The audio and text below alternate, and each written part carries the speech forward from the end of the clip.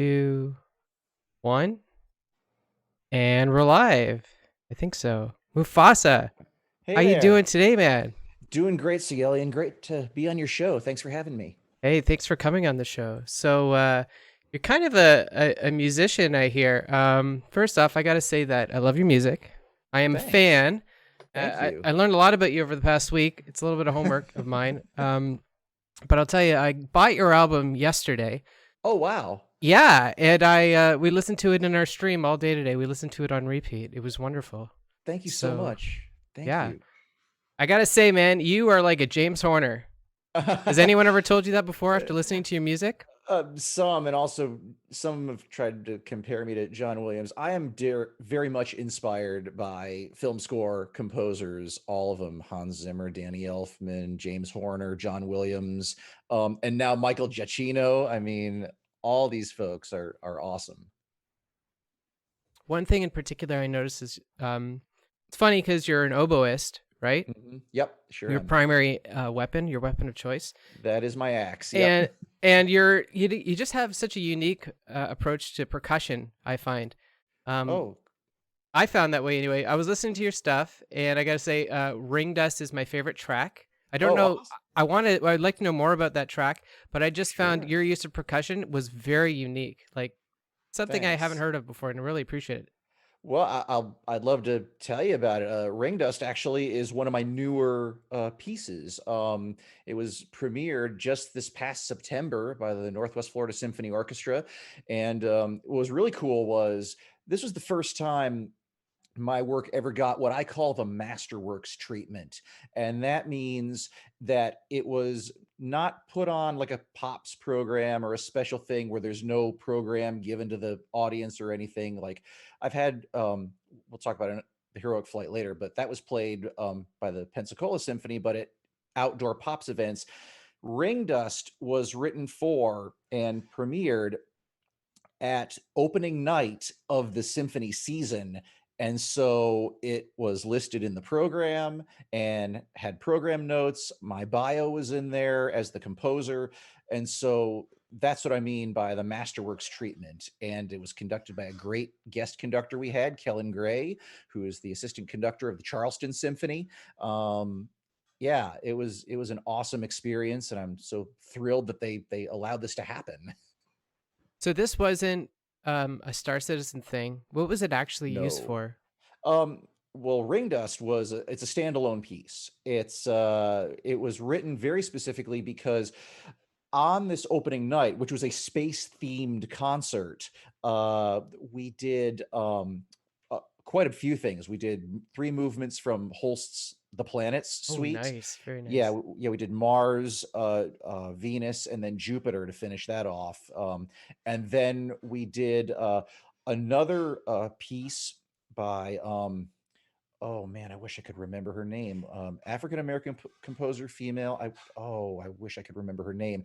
But it's a strings only piece. And then my piece came next, and I wrote my piece because I wanted to give our brass players a break because they're playing hard and heavy stuff. We finished the whole concert with the entire Star Wars suite. Oh, wow. So yeah, I mean, high, hard, loud brass playing throughout most of this concert, and then the strings piece and my piece to kind of give them a break. And we also did to open the concert, we actually started with the flying music from E.T. Ah, So what a yeah, concert. So Ring Dust was an element of that concert? yes, it was the second piece on the second half of the program, and yeah, and so what happened was, uh, in addition to the regular evening concert that we did, we also wanted to do a sensory friendly concert for autistic kids and other children had some um, the special needs children. And one of the things that they have a hard time with is really loud sounds. And so I wrote a piece that, yes, there's crescendos, there's some fortes and fortissimos, but they're not constant. They're placed, I think, appropriately. And so I wrote it with those kids in mind. And you mentioned the percussion. What I was thinking about in writing Ring Dust was an imaginary journey floating through the outer rings of Saturn. And the percussion, it's just a set of crotales and a set of timpani. And the crotales are representing little bits of dust pinging off your spacesuit as you float through this. And then you're floating through under the shadow of the rings. And then, because you probably know, Saturn's rings are this swirling maelstrom going around at 40,000 miles an hour. And so there's like the eye of the storm moment here where you're going through that and it's really intense. But then since the rings are only literally 30 feet thick, that passes pretty quickly and you get out the other end. And then I tried to musically depict a sunrise coming up from around the far side of the planet and revealing Saturn in all of its beautiful splendor.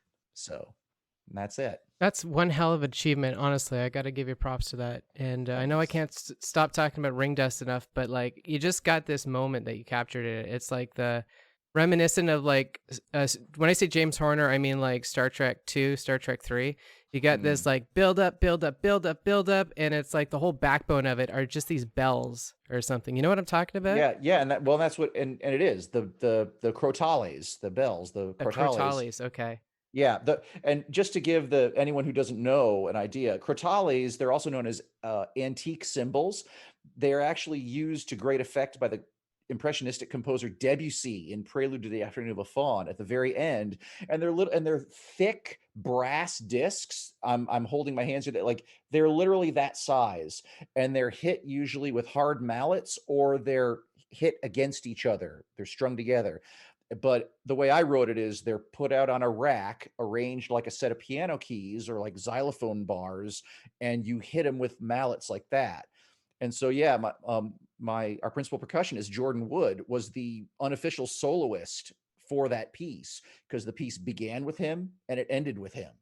So, That's a James Horner thing though. It's like you listen to a James Horner score and it's mhm, like it sounds like he's hitting two completely random items together and it sounds mhm. magical. And that's exactly how I felt when I was listening to Ring Dust. I'm like, what the heck is that noise in the background? Thanks. Yep, it is a set of crotales. It's the most random thing, I tell you. Also, there's a little bit in there. I can't remember the exact. I should have like got the minute, but I felt like a sense of like Apollo 13 as well, Mm, and that's a type of James Horner that I haven't heard in a long time. mhm. And it's completely different. James Horner doing Apollo 13, that was Oh completely yeah. different than all of his other works. And I thought there was a little bit of Alien in there as well, a little spice on the top. You know what I mean? Oh yeah. No, I hear these, his stuff in my head often. I mean, I'm a major sci-fi fan. I'm a Star Citizen for heaven's sakes. So yeah, that was definitely in my mind. I'm sure there was a great amount of influence there. I mean, composers were all influenced by the stuff that others have written. You can't, I don't know, unless you've completely locked yourself in a box for most of your life. I mean, you're influenced by somebody else's compositions. Either you want to sound more like that or you want to sound a little bit like that, but start moving in a new direction. Um, I'm not sure where I was going there. I just wanted to write something that felt like really cool space music. And that's what Ring Dust was about. That was good. Well, I Thanks. enjoyed it very much. It was very appetizing. Thank you. And you Um, can hear it on my SoundCloud. So Yes, yes, for sure. I'll be sure to link that in the YouTube description. cool. So you're a music teacher, is that right? Yes. Yes. Yep, music is my whole life. Performing as the principal oboist of the Pensacola Symphony Orchestra and also the Northwest Florida Symphony Orchestra, where I'm also the personnel manager, and then teaching. I teach a lot of private students. Before the epidemic hit, I had 17 private students of different age and ability levels, mostly centered around Okaloosa County, Florida, a few a little bit closer to home, but I work with the local middle schools and high schools to teach oboe players during their band periods. And then I also am on the faculty of the Pensacola State College, and I teach music appreciation and music theory. And I'm also on the faculty of UWF, University of West Florida, and I teach private oboe students there as well. Excuse me. Mostly oboe. That's what I mean. It's so funny how you're That's like an all it is. It's only when it's private lessons, I only teach oboe, nothing else. your weapon of choice. That's right. But you're so talented in composing strings and Thank you. percussionist. I never would have imagined you as a woodwind. It's woodwind, right? Yeah. Oh yeah. Yeah, and in fact, the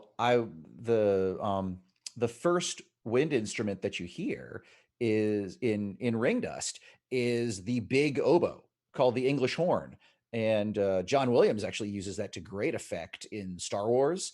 Um, it, Yes, he does. You're right. it plays when the Jawas are grabbing Yes. R2D2. Yeah. And yeah, and usually that instrument is like my wife and I joke whenever something sad happens in a movie or something, we hear English horn. It's like, up, it's the English horn of sadness. That's true. And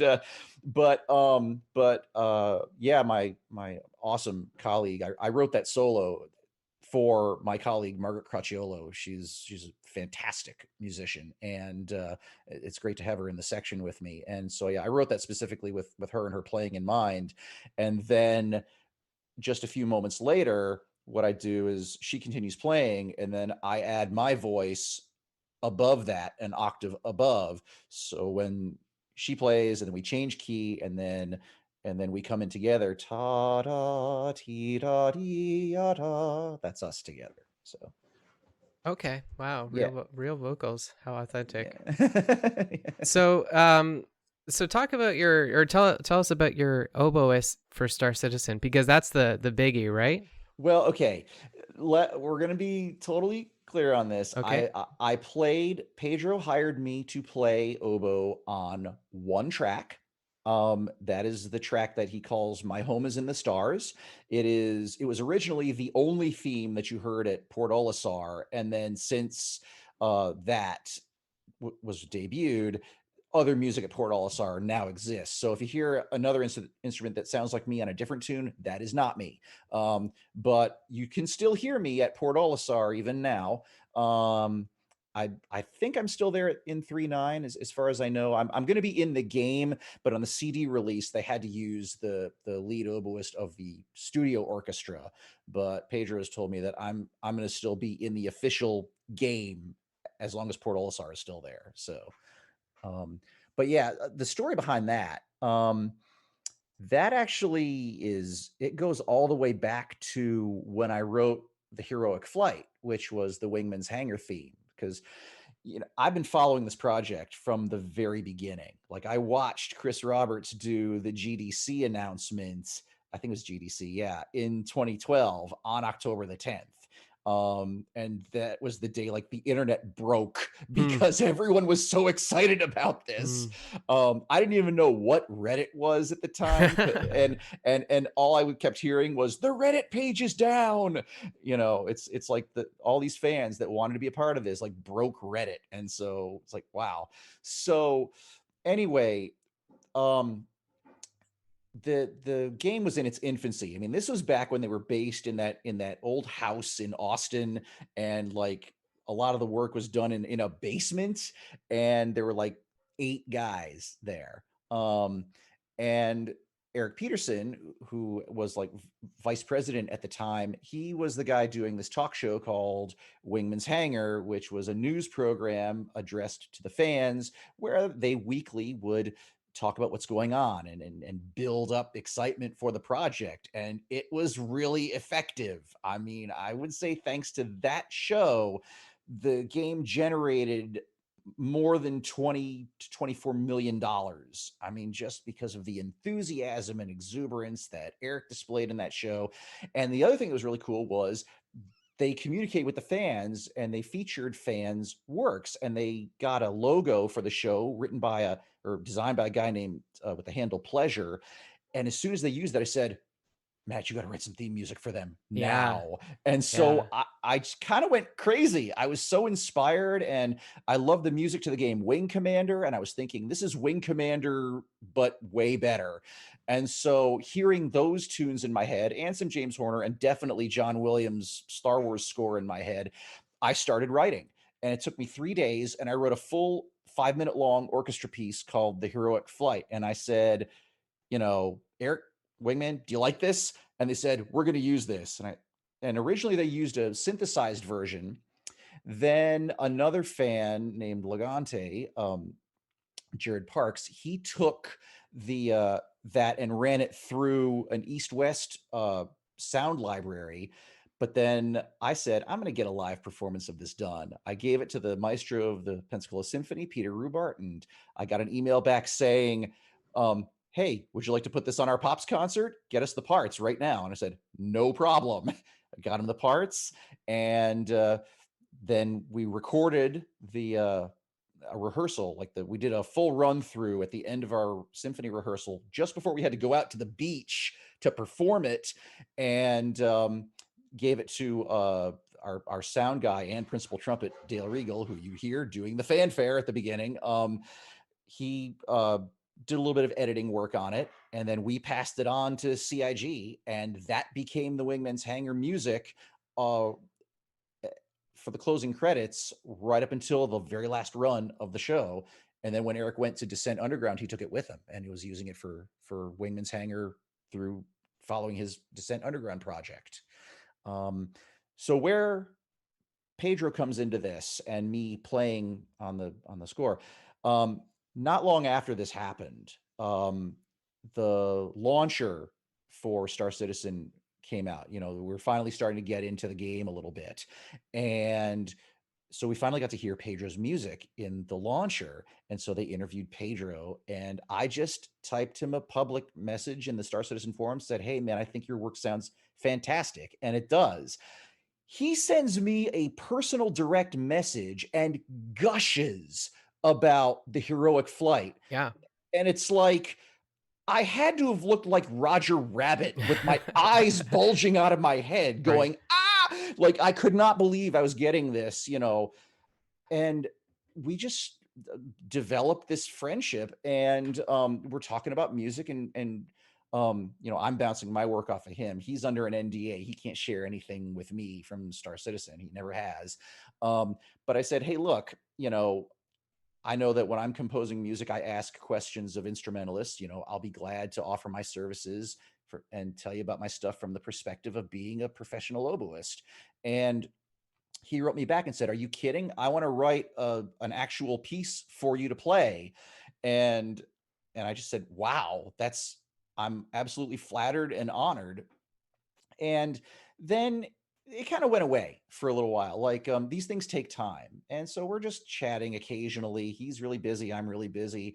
Um, but we never mentioned this piece again. And then all of a sudden, you know, this is one of those I remember exactly where I was when this happened moments. I was driving my car going to get ready to go to work, and my phone dings, and it's from Google Hangouts, and I only talk to Pedro on Google You Hangouts. talked to Pedro. That was one of my questions I was going to ask you. Oh You yeah, have to tell yeah. me more about that, but sorry, keep going. Yeah, we chat back and forth. And so he chatted with me through Google Hangouts, and um I pulled my phone out of my pocket because I'm at a stop sign, and it says, Matt, I've got a job for you. And I said, I got to park the car. And so I parked the car in a nearby parking lot, and I read what he has to say. It says, here's the oboe part. Um, listen to this piece. I want you to play on it, and sends me an audio demo, and then sends me the solo oboe part, which I've actually shared with you, and tells me where to position my microphone. And long story short, I sat in my studio at home with my microphone where he said to put it, and I recorded the piece 16 times. Mm, And I just, you know, wanted to get it better, wanted to get it better. It's not that many notes, but every note counts. that's right. And Yeah. he hired me. He actually paid me to do this generously. And uh so I, you know, for that amount of money, I was not about to, you know, do anything that sounded sloppy. Mm, So I recorded that thing 16 times, trying to make it better every single time. And I think the take that he used was take number 8.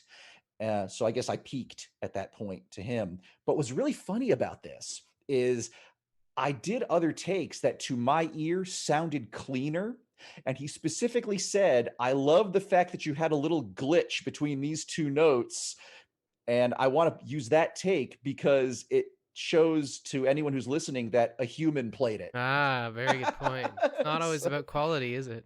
well, no, he just wants a little bit of that human touch, and as an oboist, we try to, it's about this tiny, tiny reed, and we're trying to control the sound, keep it from spreading and sounding shrill, like it'll peel the paint off your walls.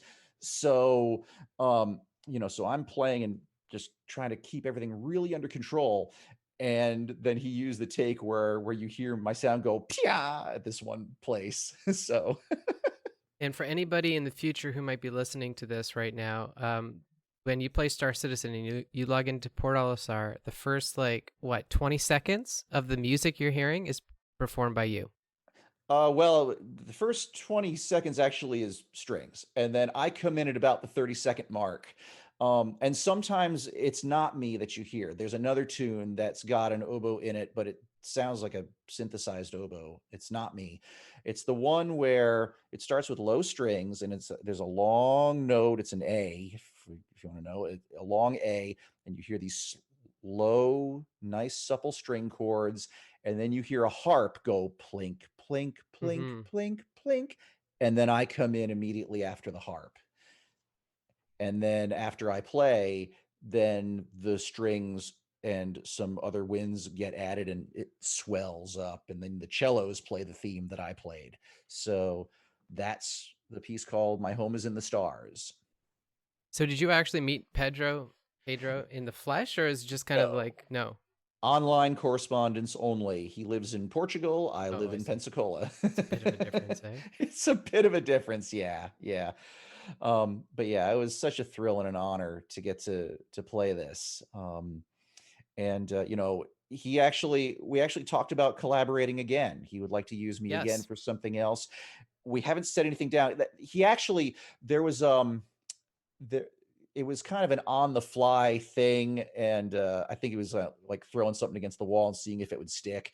Um, there was a piece he was working on. I think it was for a ship commercial or something, and it was I think it was a French horn solo or something, but Mm. it was synthesized.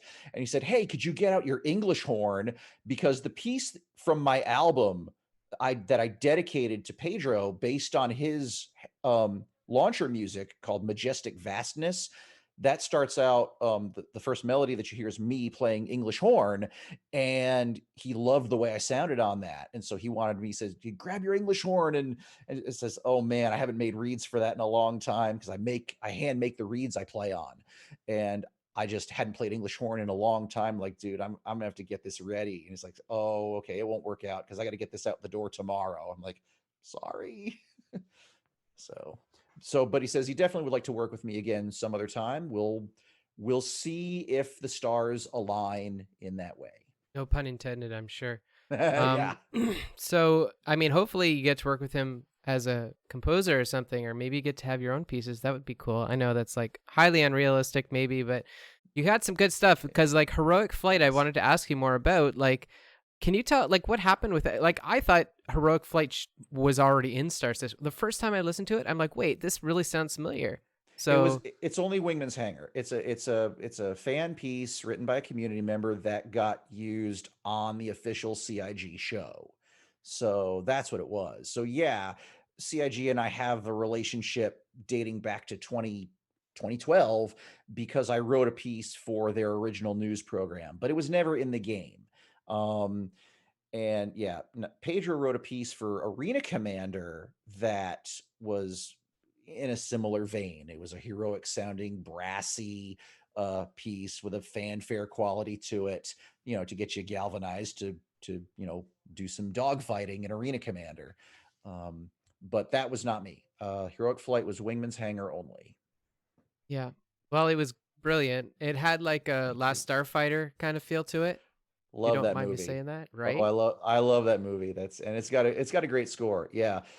Lot of great scores come from sci-fi films. I was actually talking with my wife about this, how, Star Trek. I mean, you're talking about Star Trek 2 with James Horner, but also I've sometimes felt like the Star Trek movies, where as far as story goes, don't have the best quality. They actually in some cases have better scores.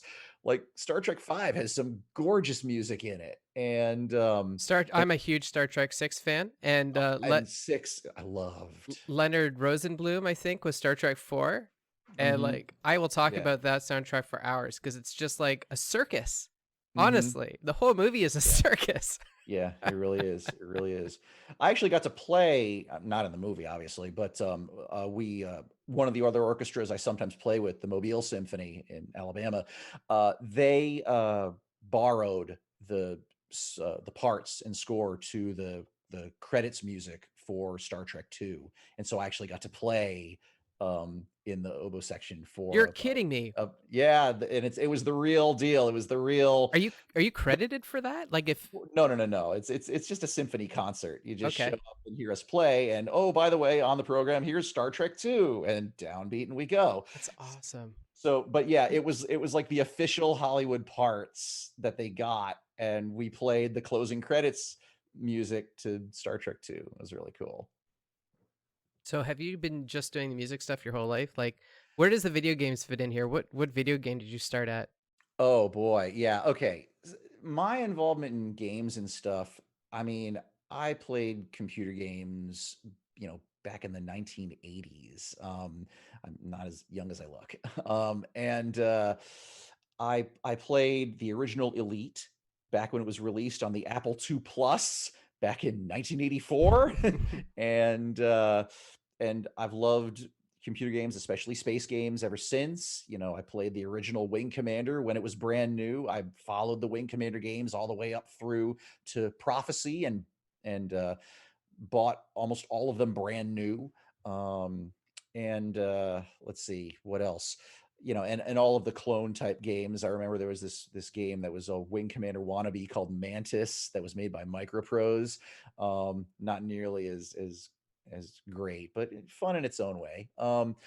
And yeah, so I was playing computer games like that back in the 80s and 90s, and then when I went to college from 95 to 98 for my undergrad, and then 98 to 2000 for my master's, um, I yeah, I was playing computer games, but not, there was no such thing as game streaming then, and I was not into shooter games, flight simulators, and also like civilization type games. Hmm. In fact, I would be making oboe reeds, working there with my long knife, which I actually have here. See, I whittle away on an oboe reed with this knife. It looks like a Sweeney Todd razor, and I'd be playing a game called Pharaoh that Sierra made. And, it's a city building game, and so I'd be able to play, and it's like, things are happening. It's like watching goldfish in a tank. So I'm working here with my reeds, and then the game would tell me I have to do a thing by going ding. And so I'm sitting there scraping, and the game goes ding, and I'm like, okay, now I solved this little problem, and then let the game keep going and back to work on the reads again. So that was my gaming experiences, and then but I was still getting spaceflight games and things like that. I got a whole lot of ones. I'm trying to remember the names. There was actually an Egyptian style, like a Stargate-ish kind of a thing called Sand Warriors. It's like, I don't know if anyone remembers that game at all. It was a very, very low budget title, but I got it and played it.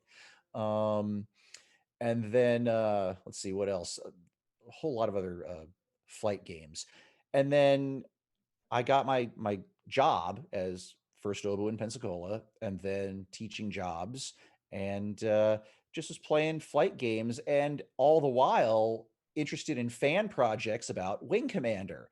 And so how I got to Star Citizen was I was a regular visitor to Ben Lesnick's Wing Commander CIC website. And I know Oh other yeah. people ran it, but I regularly went there, and all of a sudden I was hearing getting these weird posts there that said time capsule, blah, blah, blah, Robert Space Industries. I'm like, what is this? This isn't Wing. It's like, wait for October 10th.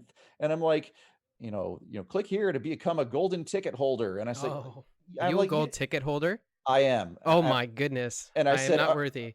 I said, right place at the right time. I just said, okay, I'll bite. I will try this. So I registered an account with this Robert Space Industries thing, whatever it is. I had no idea what it was.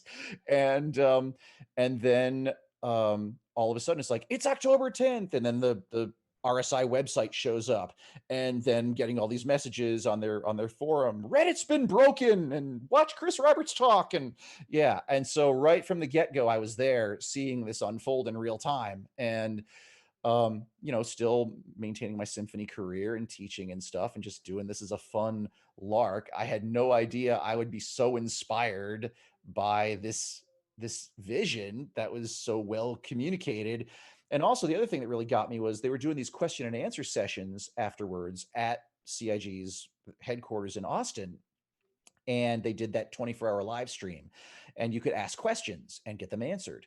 And I posed a couple of questions, and Chris himself answered every question that I asked, and I was just like, wow, I am sold. And so I was originally just going to pledge at the bottom level, I'm sorry, and work my way up, but I said, no, these people are serious and I really believe in this. I'm pledging freelancer level. So I immediately jumped in the middle tier. So, and now I'm a concierge backer. I don't have a huge fleet. I actually spent a good chunk of the money on physical merch. I wanted something tangible that I could, use and wear right now. And my fleet's fairly small, but it'll serve my character well, I think. What a wild ride.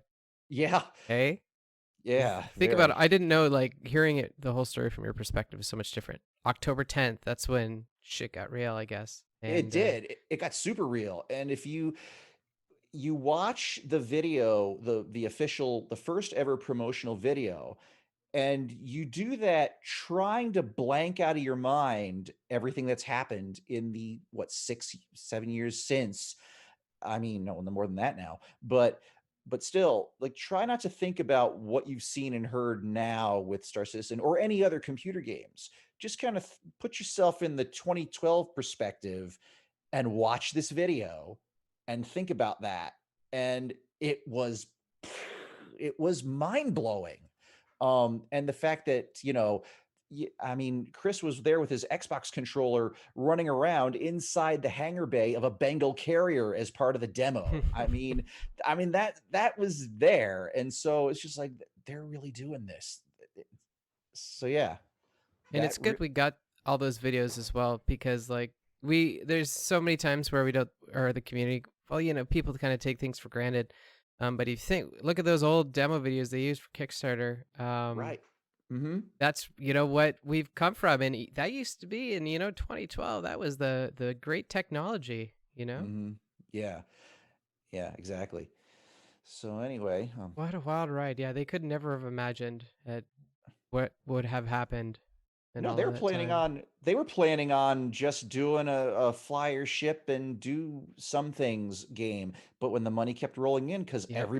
there was this dearth of space games, like nothing new was coming out. It was like space games were dead. And then between Star Citizen and Elite Dangerous, I mean, Chris Roberts and Dave Braben basically performed CPR on the space games That's industry exactly and true. brought it back to life. Yeah. I mean, thanks, guys. Thanks, guys. Thanks very much. So, yeah. So when was the first time that you had like a real wow moment within the game? Like when did you say that Oh, you had a wow. first experience within Star Citizen? Well, I've, like I said, following it from the beginning, I was on the hype train, probably maybe more than I should have been anyways, but it was just so inspiring. And I was not playing really cutting edge games. Remember, I was the guy making oboe reeds, playing Pharaoh, which was at the time, a 10 to 12-year-old game at the time. So everything was amazing to me. But uh so a real wow moment for me. Well, it was really exciting to when the hangar showed up and the freelancer was finished. My first ship, and I got to go in there and just tool around in there. That was great. And then I would say the next wow moment was getting when they dropped what was called the social module, and that was the preliminary Area 18 landscape where you could walk around and interact with stuff. Um, and that was really cool. And people were driving gray cat buggies around and killing each other with their gray cats. Um, But I would say my wow moments for Star Citizen these days have been with the space stations. Um, Getting to go to um, and I do this. I stream occasionally, by the way. I may get back into doing more of that soon. But I remind my viewers. I say, here we are standing on the deck of this space station, and there's a planet over there, there's a sun over there, and there's another planet orbiting it way over on the far side. Those are not scenery objects like in Wing Commander that, it's like nailed on a canvas that's just panning around you. Those are all places you can visit, and they expand to, full size, and you walk around on them. I mean, that has never been done before to this level of detail. And so I guess my wow moments are just kind of when I'm realizing that again, I've just launched from Port Olisar, and now I'm going to go to, Levski, or I'm going to go to Lorville, and you watch that planet expand, and that's a physical object. It's not painted on a canvas that you can't ever see and visit. You're going to now land on that, and then you're going to go land in the city and walk around in the city. I mean, it's incredible how far they've come, and I know they've got a long ways to go, but watching it from the beginning, it has been an amazing, experience watching the evolution. Has it changed your life? Yeah. well, well, to be fair, yeah, because as a composer, I mean, the heroic flight has put me on the map as a symphony orchestra composer. It's so funny that you say the heroic flight did this, but meanwhile, you were actually in the game. I mean, that's a way more significant achievement. Yeah, but the heroic flight came first. I'm Okay.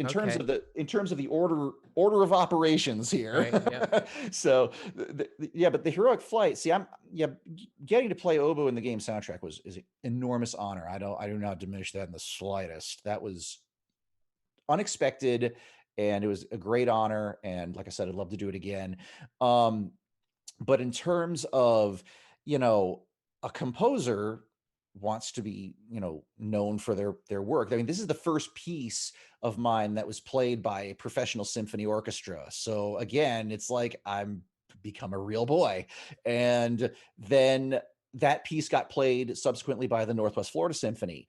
And then because they liked that so much, then they said, I was talking with the um, upper management while we're searching for a conductor. And I said, hey, how about if I write a piece for opening night for the sensory friendly kids? And they said, oh, would you? And I'm like, yeah. And so I'm writing that for another professional symphony orchestra. So I'm now writing music for professional ensembles, their local level. But I mean, I'm on the path, And that's that what didn't I'm wanting. happen before Star Citizen at all? Not professional groups. Gotcha. I've had school ensembles play stuff that I've written. I actually wrote a suite for band inspired by the David Weber Honor Harrington books, and the Niceville High Wind Ensemble played two parts to that. Um, and the University of West Florida Orchestra has played a couple of pieces that I've written. And actually, I take that back. The Pensacola Symphony performed my own oboe concerto. I wrote a concerto for oboe and chamber orchestra, strings and two horns, and we delivered the world premiere of that back in 2007. So the idea of the conductor having me, playing this pops piece that I wrote, it was, after he heard it, figured pretty safe, you know.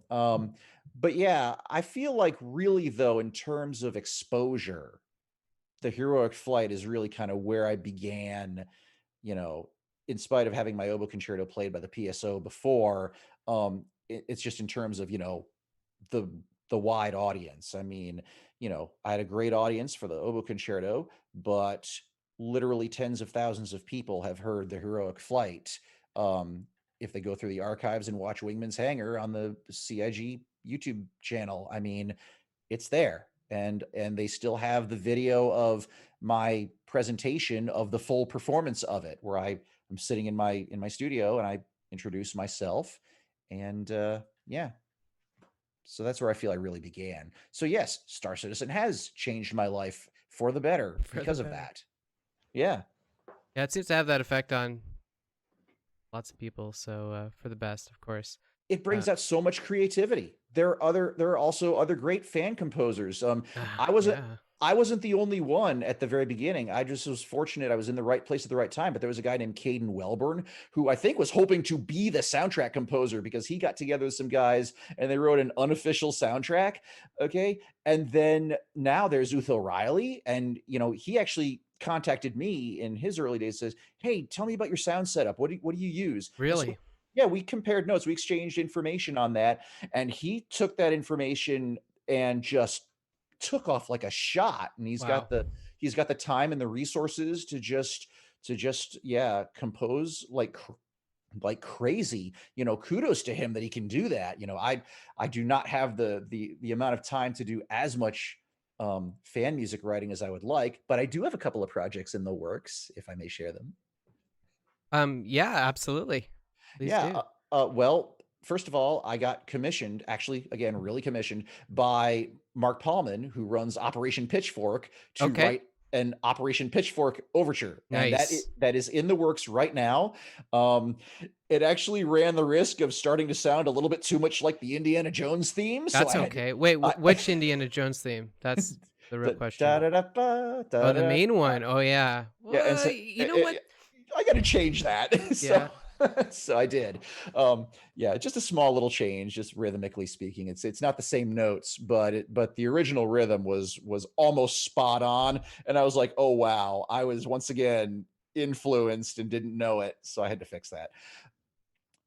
Yeah. You know what though? Like I, as an armchair, whatever I am a spectator. That's what I am. There's not enough melody I find in music nowadays for some Mm. reason.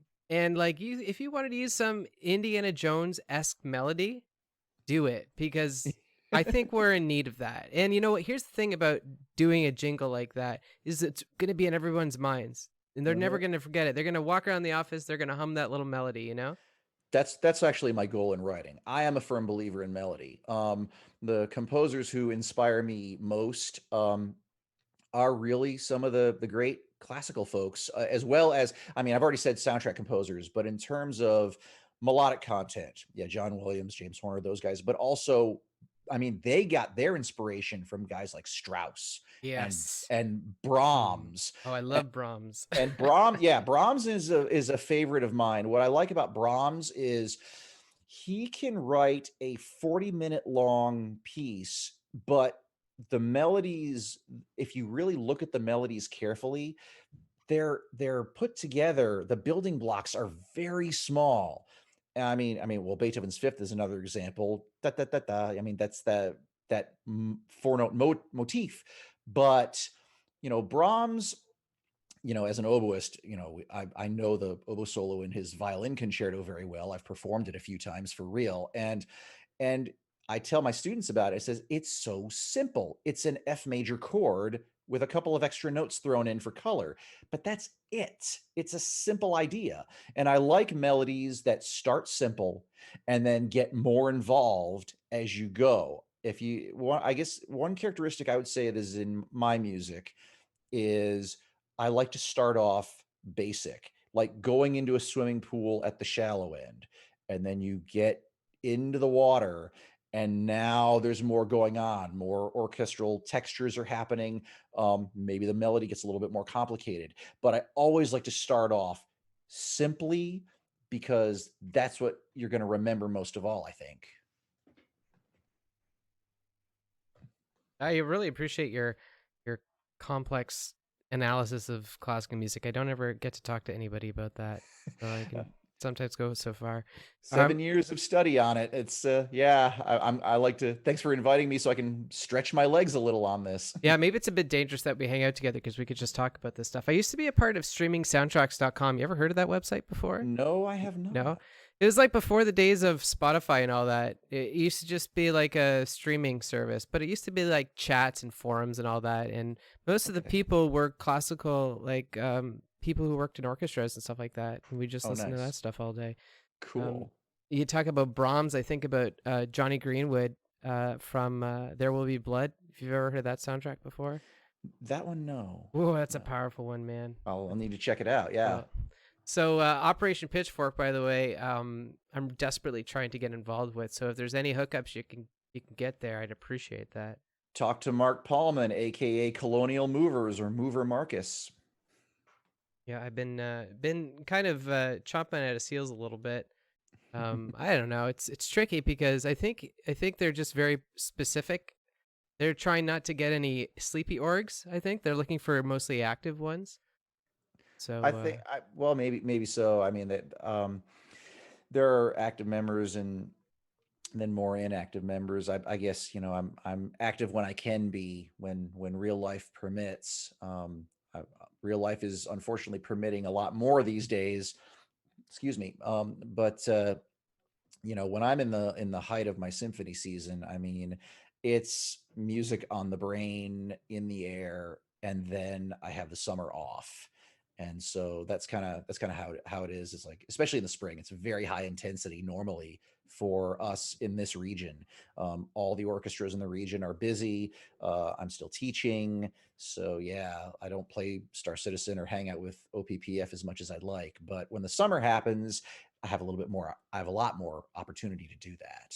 how long does it take you to write a piece like that? Like It depends. yeah. It really depends. This one, again, I'm gonna kind of chalk it up to the COVID-19 situation and having to readjust to homeschooling my kids, as well as teaching from home and things like that. Uh, that all those adjustments are requiring me. I'll write as much as I can when I can, and in fact, I just added like 8 bars, 8 to 10 bars to the Pitchfork tune just today. And then maybe after we finish this interview, I may go back and do some more. And I've got other projects in the works too. Actually, the Star Citizen Yacht Club, I actually wrote a piece for them, and they're actually trying to incorporate it into a new startup video for their stream.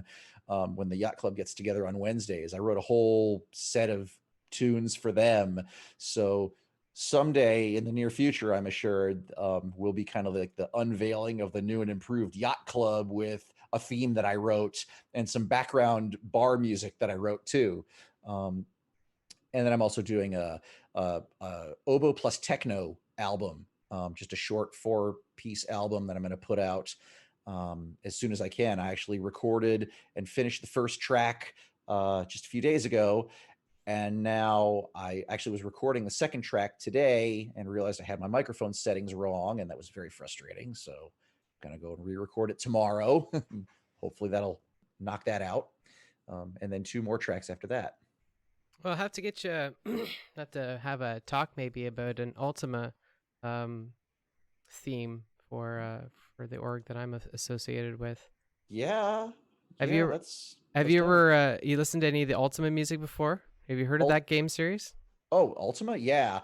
Yes. I'm not as familiar with it as I used to be. I played Ultima back when it didn't have music. I've played Ultima 1, 2, and 3.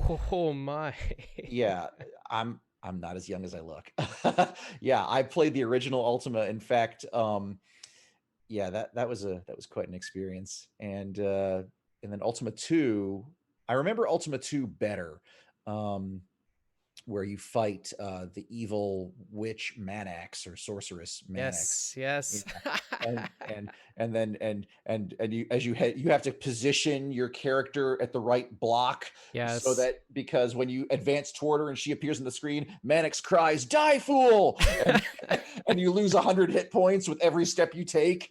So you got to make sure that you are exactly lined up on the screen correctly. So it's the minimum number of 100-point hits you take, Yeah. and then you swing your quick sword and you smack her, and then she disappears to the other part of the castle. So Isn't that crazy? Like you think that was Ultima 2. I think that was like 1983, yep, maybe around there. So I'm a child that's of the 80s. and that game style that had that stayed the same for like 20 years, I would say. Like in maybe 2002, they're still pumping out games that were very similar to that, you Oh know? yeah, yeah. In fact, there was a game that came out in well, now you're talking about more recently. I was actually thinking about another game that's little known and talked about. It. It's called Star Command.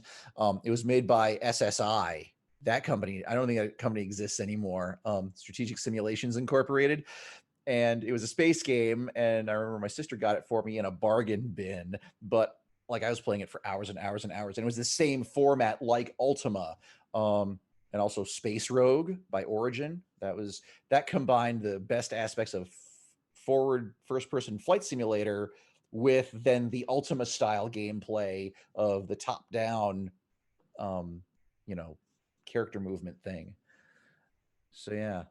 Um, but yeah, that style of gameplay and game design, yeah, it's survived quite a number of years, decades. I would not be surprised if I would actually suggest that that gameplay style is sort of kind of making a comeback with the new XCOM games Yeah.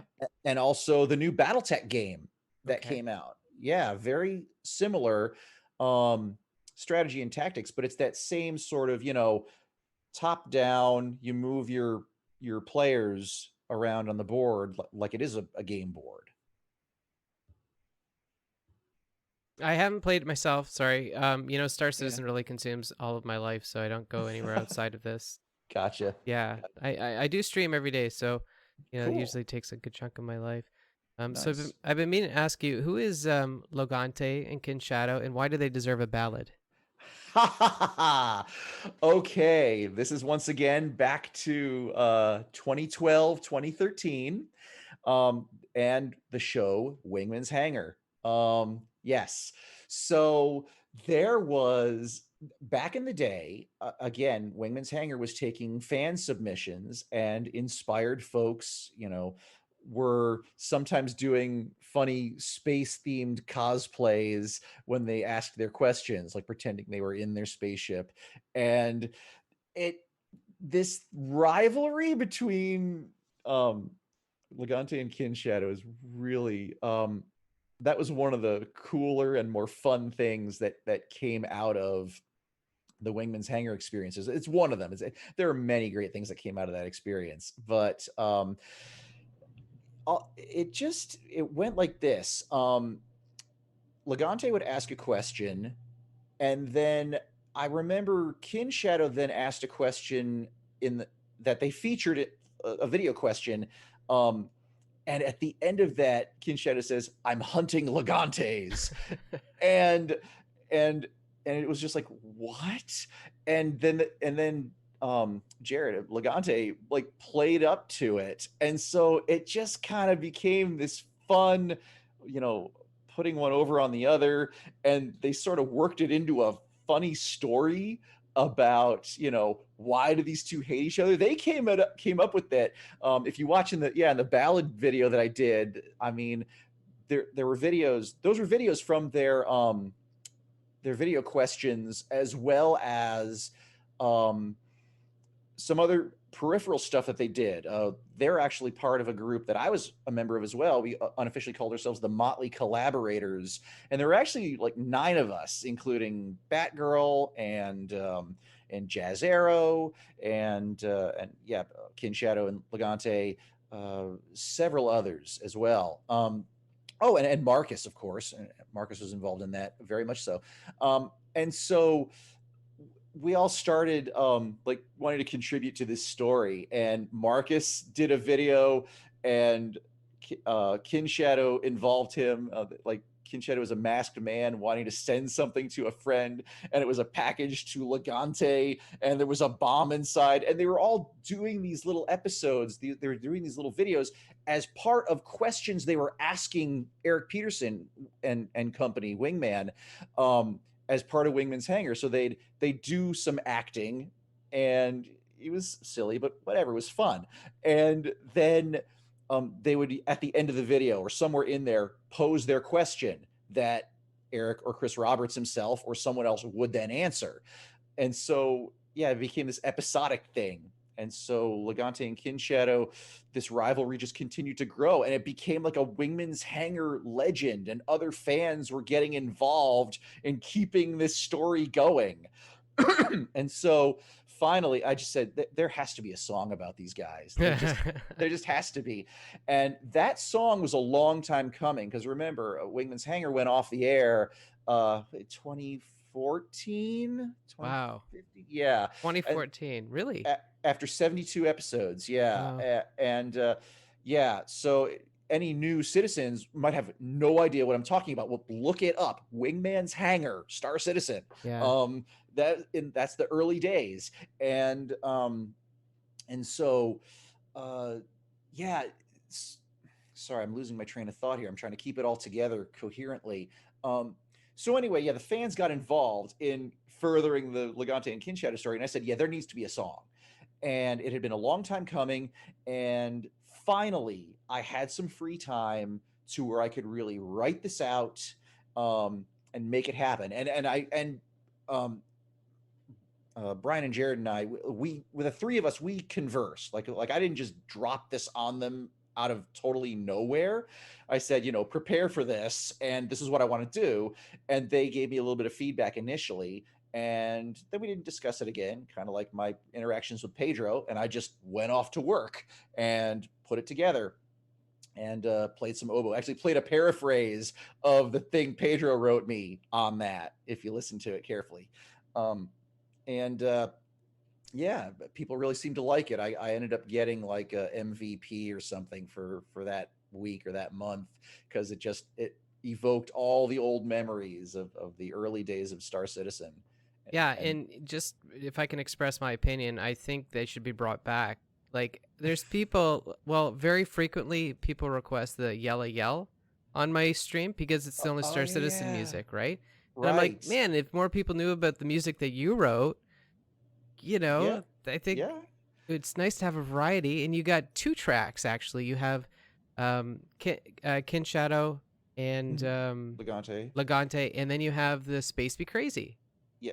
And then also the other one, Welcome to the 30th Century, which Oh, is I didn't get now, that one.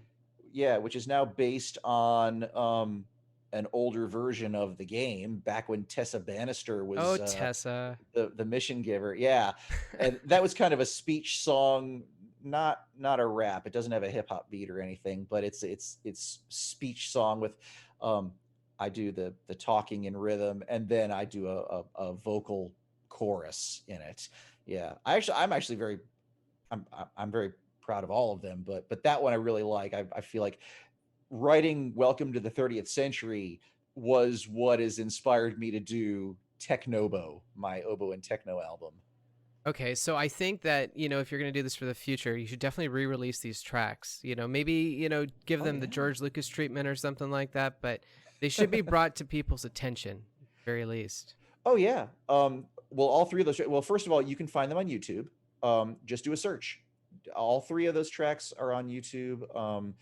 And then they were never a part of Star Citizen itself. Again, it was all inspiration from Star Citizen. But yeah, if you want to go ahead and link people to that, just follow my YouTube channel. It's it's mostly Star Citizen stuff, some musical things. I play a couple of orchestral excerpts on my oboe as well. But yeah, a lot of streaming stuff. Kind of see the how I've followed the project and what I've had to say about it. And those three songs are in there. Just Google it, you could say, right? Just Google it. Just Google it. Google Matt Fossa Star Citizen. You ever think about streaming like music stuff on Twitch? Oh, I've thought about it. In fact, I've tried to consider doing an official world premiere of Technobo on Twitch, and I actually have talked with Bad News Baron about how to do a microphone setup that incorporates reverb, Mm. because my doing a live performance with my computerized background stuff, I got to have a reverb going. And so, but it's you have to set your microphone up in such a way to do that. And he pointed me out, he directed me towards kit that will make it possible for me to do that. And I didn't get the exact one that he recommended because that was uber expensive, and I found something that was very similar and will do what it needs to do for about a third of the cost or half the cost. So I picked that up. But yeah, like shout out to Bad News Bear, and thanks, man. You put me on the right path. So So you also, I should have asked this before, but you make reeds. I'd never heard of such a thing. How do you make reeds? yeah, I'll show you. Hang on one second. I'm gonna disappear for a second. One second. Okay. I guess reeds are required for oboe players. I'm gonna find out First of here. all,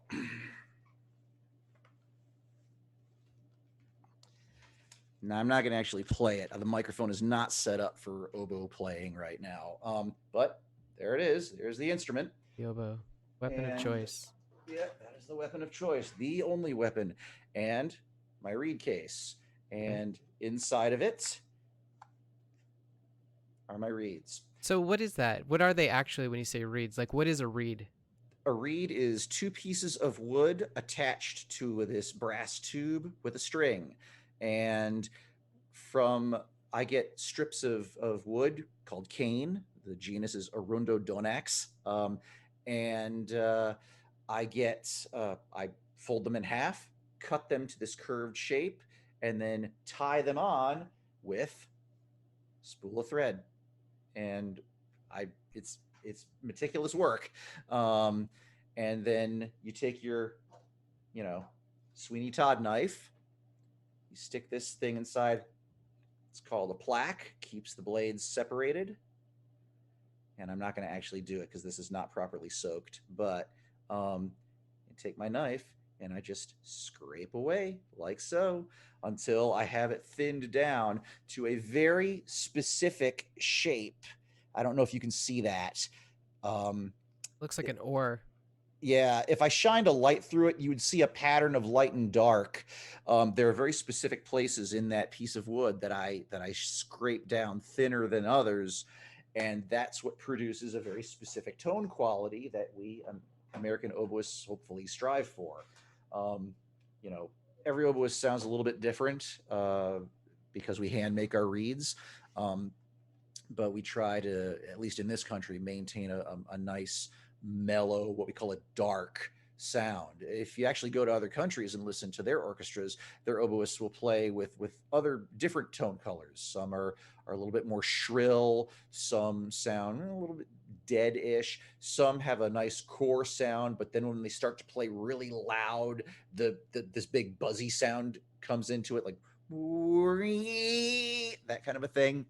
But yeah, it's sometimes you can tell what country orchestra you're listening to by what the oboe players sound like. At least I can, because that's what I studied and that's what I've been doing most of my life. So Seems crazy.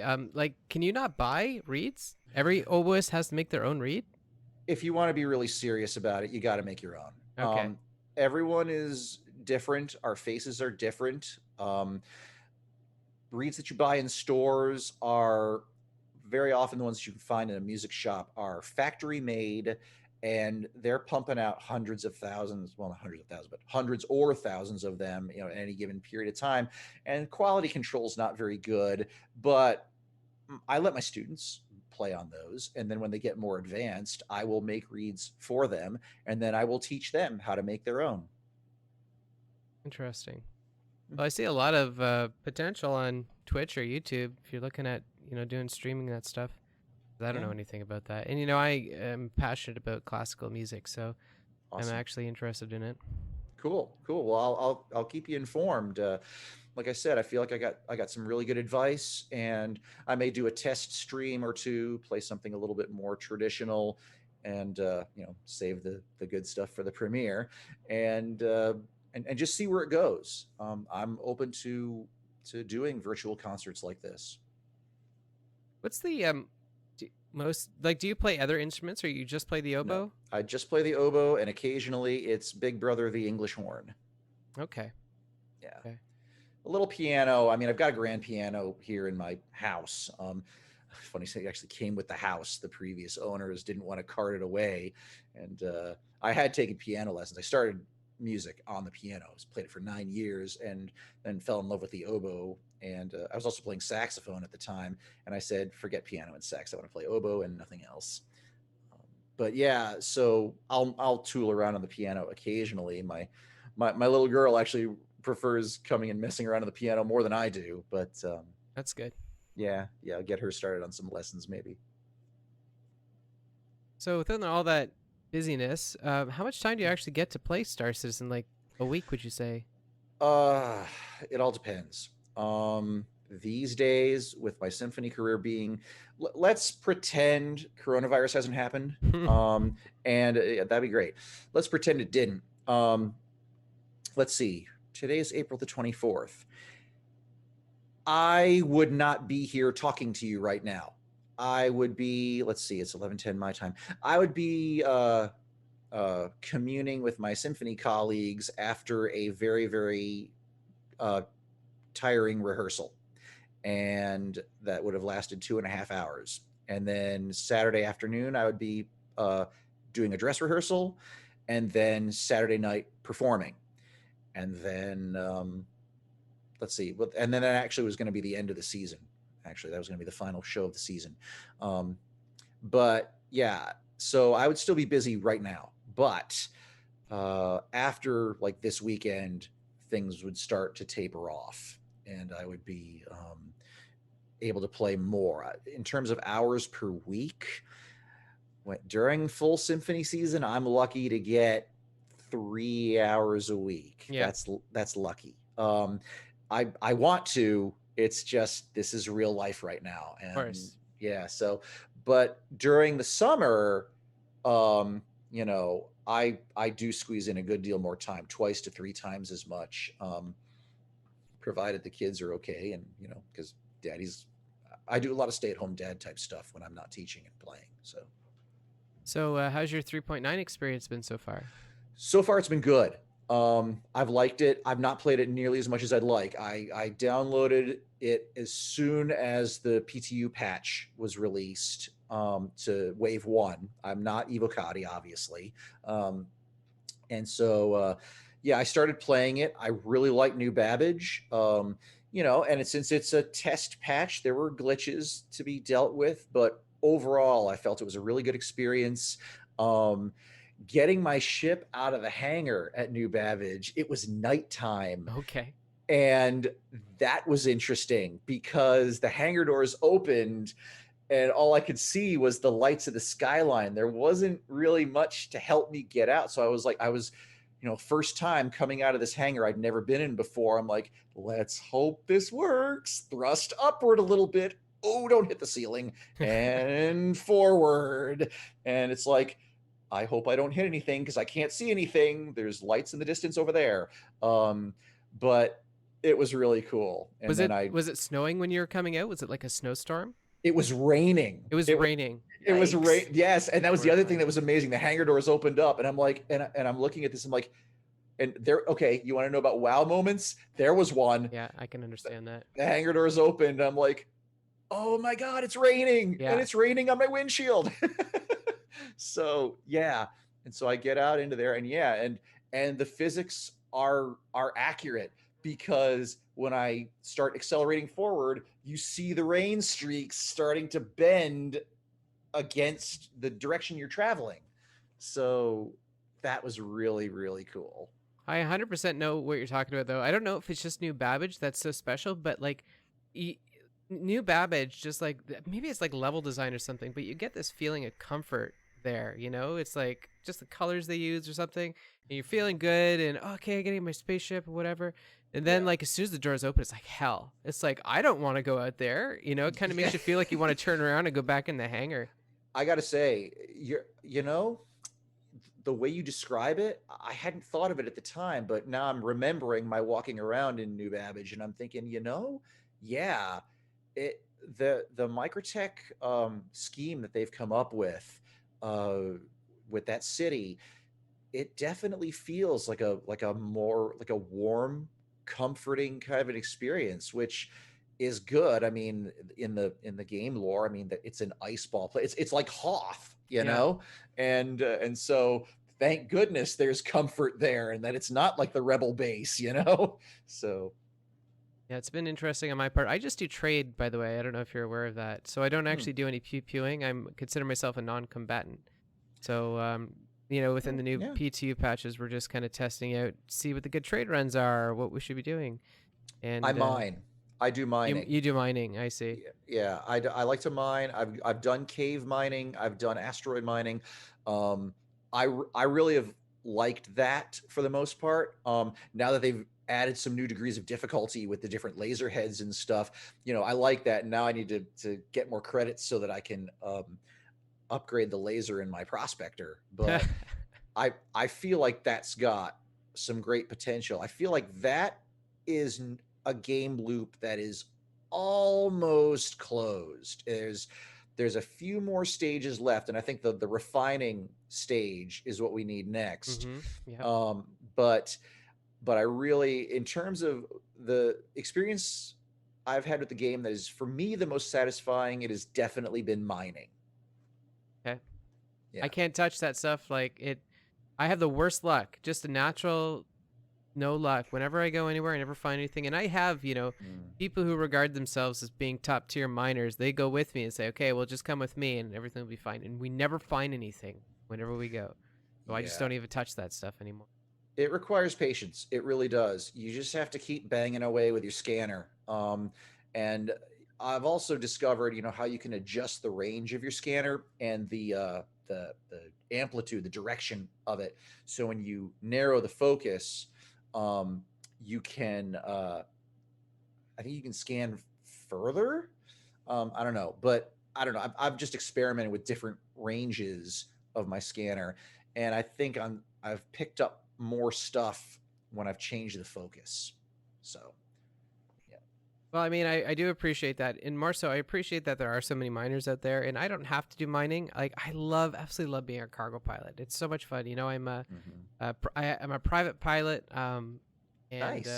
I like flying little airplanes around ever so slowly and just kind of listen to classical music and appreciate the scenery. That's And awesome, man. I'm actually a private pilot in training. oh, you are? You're flying right now? What are you flying? Piper Aircraft? Warriors. Piper Warriors. Nice. Yep. Oh, sorry. Just Javich, thank you so much for that raid. Sorry to interrupt you. Oh, it's cool. Hey, everyone. Yeah, Yeah, Ben, welcome. Bendy, we were just talking about mining here, so you Yeah. just came at the perfect time. Yeah, mining is great. I really enjoy that, and yeah, so I'm training. I'm training at a flight school right now. I've got 17 hours, and yeah, we're flying Piper Warriors, and landings are still tricky. Yeah. Yeah, So actually, for yeah. my when I was doing my exam, I failed my landing. It passed everything else except for the landing. And Mm. I was doing all of my training in Flight Simulator, like just getting my Oh. checklist memorized and my V speeds, just memorizing everything, all the. Mm-hmm. Yep. But I didn't practice landings, and like, Oh. yeah, because I took it for granted. I'm like, okay, well, just control the vertical speed, we'll be fine, right? And then what happened? It was the strangest thing. Like my brain went over to like I was flying in the real airplane with the instructor sitting beside me, and we Mm-hmm. entered the pattern or whatever. And my Mm-hmm. brain switched over to playing flight simulator instead of flying real airplane, right? Oops. Yeah, I know, Yeah. because I didn't practice the processes of the checklist. I was just like, Yep. okay, vertical speed. I do this in Microsoft Mhm. Flight Simulator all the time, no big deal. And the I had to overfly a plane that was holding short. He was Uh-huh. holding short at the end of the runway instead of like the turnaround zone, right? So he's Oh. like, overfly him and then get off, like take a sharp left turn as soon as you touch down, get off the runway so he could take off. I'd never done that before, and I'm like, sure. And by the way, I did all my flight training in metropolitan Toronto, so it's a super busy airport. So here I Yeah. am, I have to overfly this King Air Cessna 150, and Oh wow. I almost destroyed the landing gear. Actually, he afterwards we had to get the AME come out and do an inspection on the landing gear. So Oh jeez. whoops a daisy, but he let me do it over again, and it wasn't a big deal. So sorry. That's the good thing about I've been told that if you don't pass your check ride, at the very least, when you have to retake it, you just focus on the stuff you messed up. That's what I'm told at least. Yeah, that's exactly right. Yeah, which is great because then you can like spend time practicing that. But yeah, I've been practicing landings like crazy. Like I um my second to last trip out, like my brain was not engaged and I was having to do so many go arounds. And then the next day, like it started to click better. And my CFI was being really cool and just saying, we're gonna just chill out today, and we're just gonna work on flying the plane and getting it to the runway. So yeah, that was good. Yeah, didn't do as many landings as I would have liked. There was someone else in the pattern who was doing super long legs because there were a bunch of people wanting to take off, and they were trying to be polite. And it's like, hey, there's people behind you too. So yeah. That's the thing. I think everyone else is. That's probably the hardest part. I think, but training. You gotta keep with the pace, right? Got to keep Yeah. up. I hmm remember there was one time where I was in the pattern and I had to expedite my descent because there was a C-130 coming in behind me. Oh wow. And I was flying a Cessna 150, right? So Yeah. you just look in your rearview mirror and you see this C-130 coming up your backside. Hurry Yeah. up! Okay. Yeah. Man. How many hours do you have right now? 17 now. Okay. Okay. Yeah. How do you feel the COVID's going to affect this?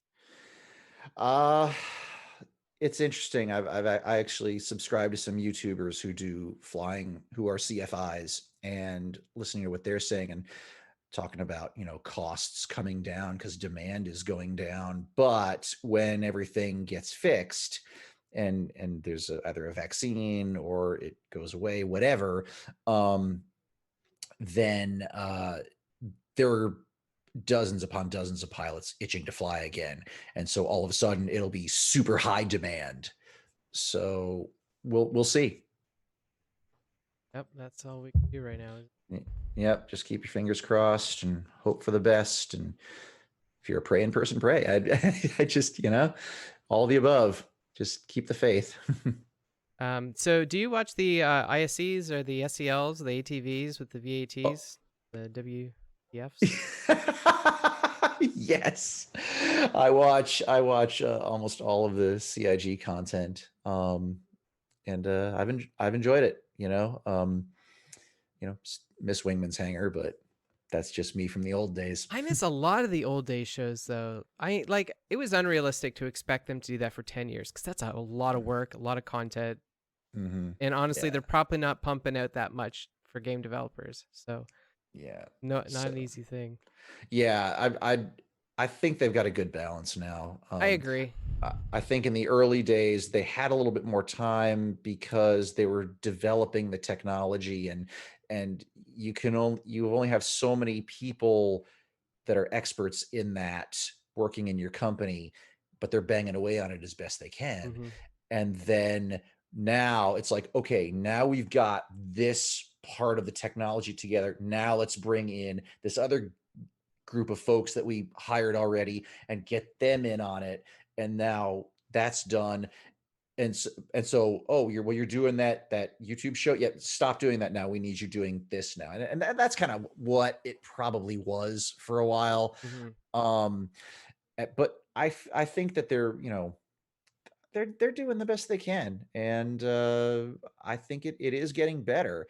And I definitely respect and appreciate the delay in 3.9 because especially when coronavirus happened, when things started getting locked down, I get the feeling CIG had to have like a serious talk and say, okay, remember that time when we would sometimes let blockers slip by and we'll fix them as we go. Yeah, we're not doing that this time.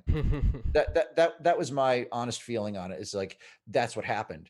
Because when they admitted that, oh yeah, sometimes we let a blocker go and we fix it later. It's like, yeah, I can imagine Chris or whomever or Aaron saying, we're not doing that this time. Um, so, so, Spot on there. Spot on. so yeah. Well, but seriously, I mean, they had to get this so right because they were already dealing with an audience of however many thousands who are having cabin fever Mm. and have been looking forward to this.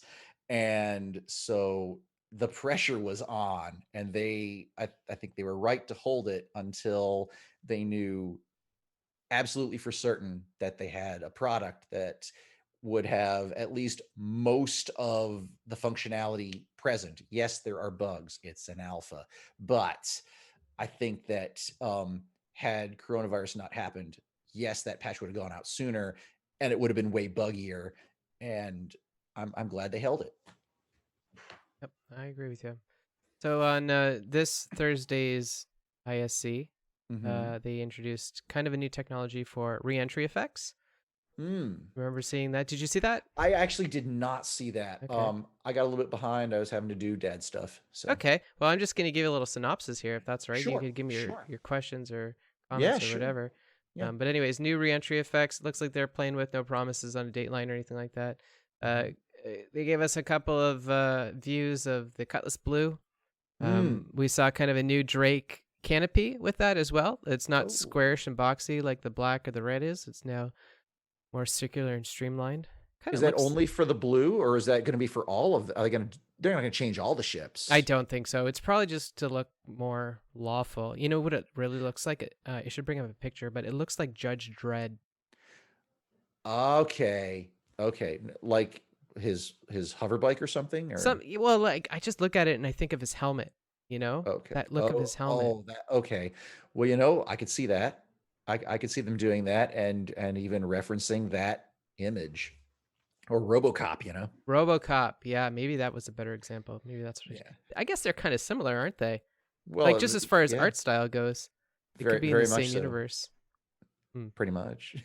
They also showed us a gray box artwork of the Starlifter, Hmm. Crusader Starlifter. Oh, nice. Nice. Yeah. Interior shots of it as well. A little bit of the engine bay. They That'll be also, cool. yeah, I agree. Are you an owner, or is that a too personal of a No. question? No. I do not own a Starlink. My fleet, it is. I still have the Freelancer, but it's a holdover ship now. I upgraded my Freelancer to a Prospector.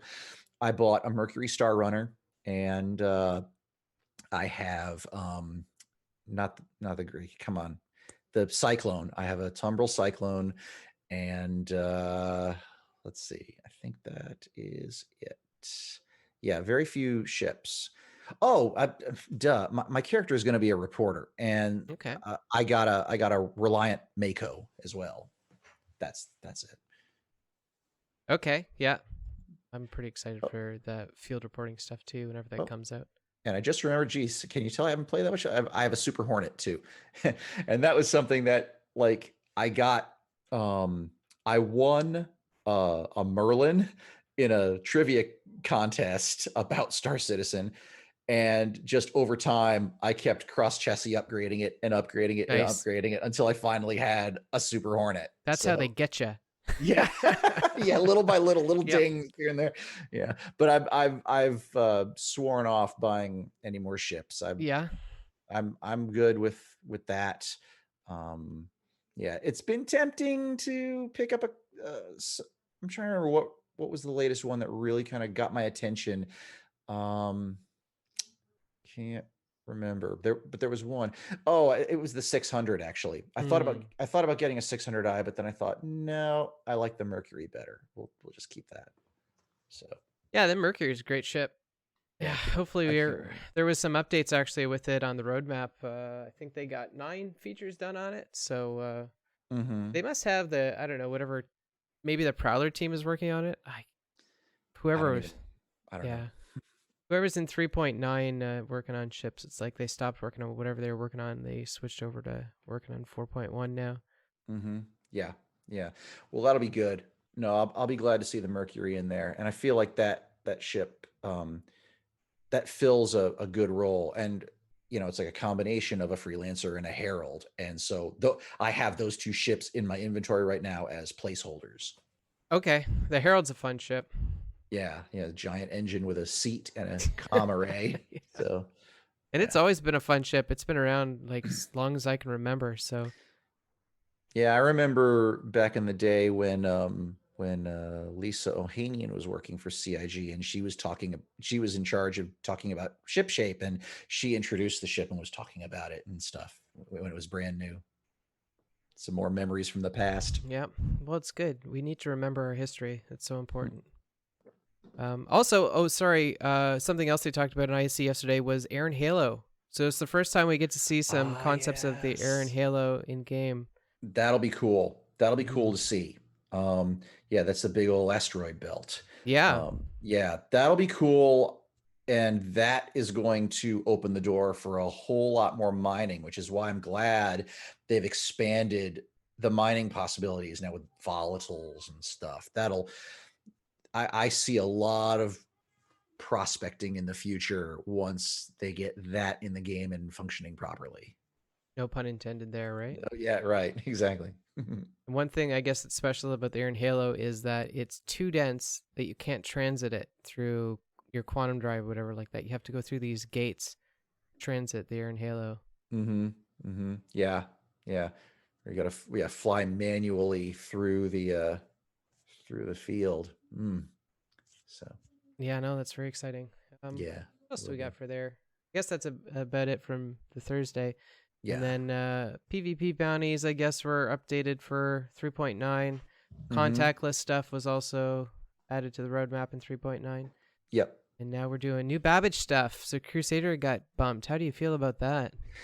Little disappointed. Yeah. I would have loved to have seen that world fully fleshed out, but I did hear talk about space whales that are going to be the Yeah. dominant life form, the indigenous life form in that gas giant's atmosphere or something, and that's gonna be cool to see. I will be very curious to see how they pull that off. I think there's great potential for that too. But I'm a little disappointed that we're not going to get to see Origin as soon as planned. But again, stuff happens, and stuff that was maybe not going to be in, you know, that that release will get pulled into it.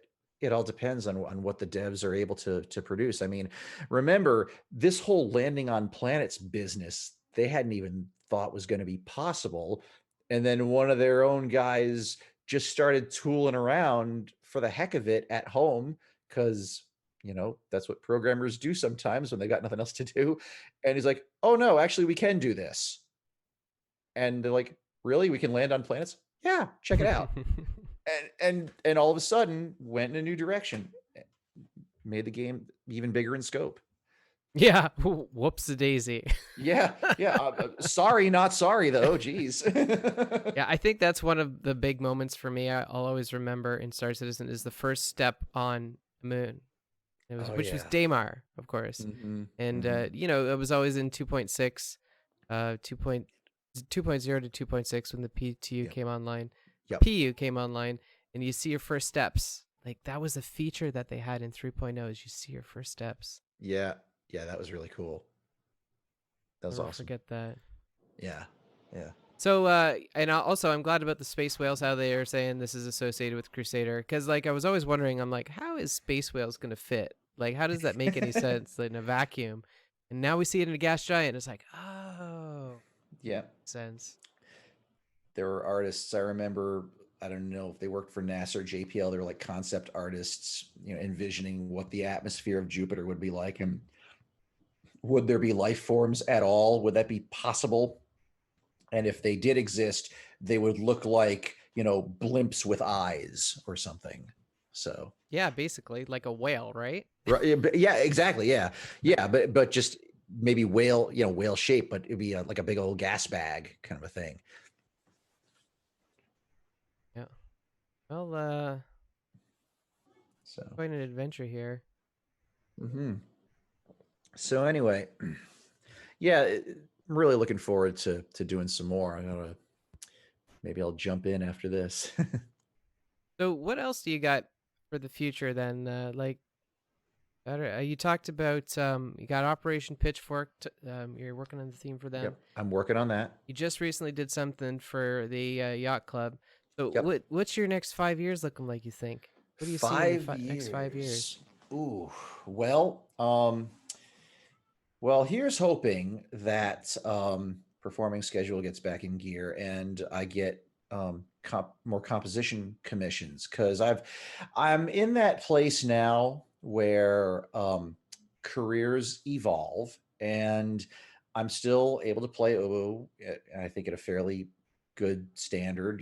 You judge for yourself. You've got track one of Technobo, and that's the hardest track I have on there.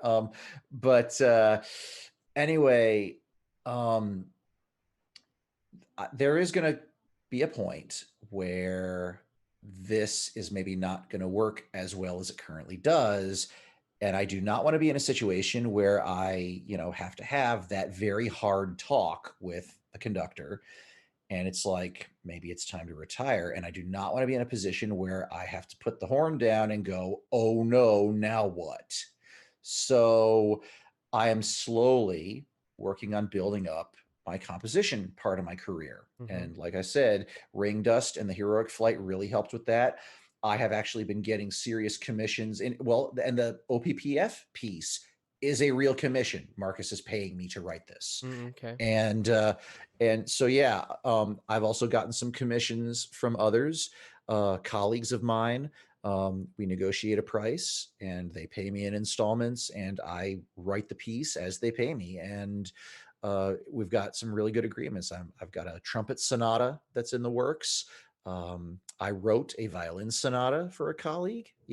And that's not in my Ring Dust or Heroic Flight vein. This Mm. is in a very different direction. Mm-hmm. And that was at her request. She Mm. wanted she wanted me to think outside of that James Horner box, and and I said, okay, I will. And so I wrote a piece that is, the first movement's about frustration, and I it's kind of atonal in a lot of ways. And then the second movement is about um, falling in love, marriage, and then that falling apart. And then the third movement is about the joy of having her child.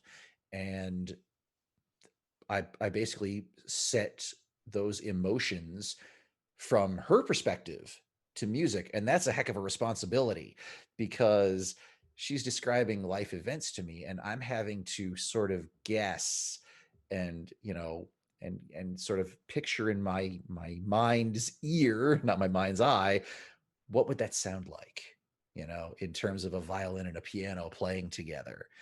And so, I throw some stuff at the wall and see what sticks and write it down and then present it to her. And she was very happy with the results. So, yay. Was that a Star Citizen person? No, no. No. Pensacola Symphony, fantastic violinist. Also plays with NFSO sometimes. So, yeah.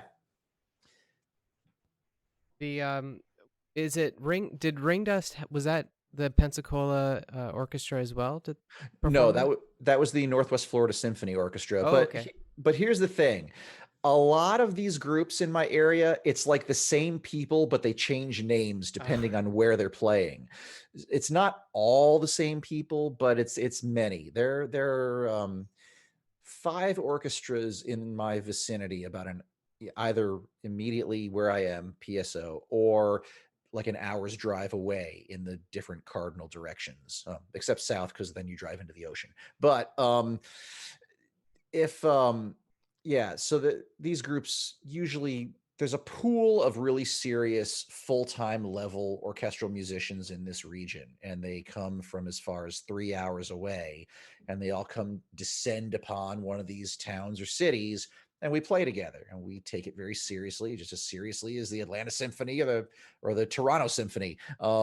And then we get our paychecks and we disperse, go home, and then next concert next week, oh, we converge on this location and we play.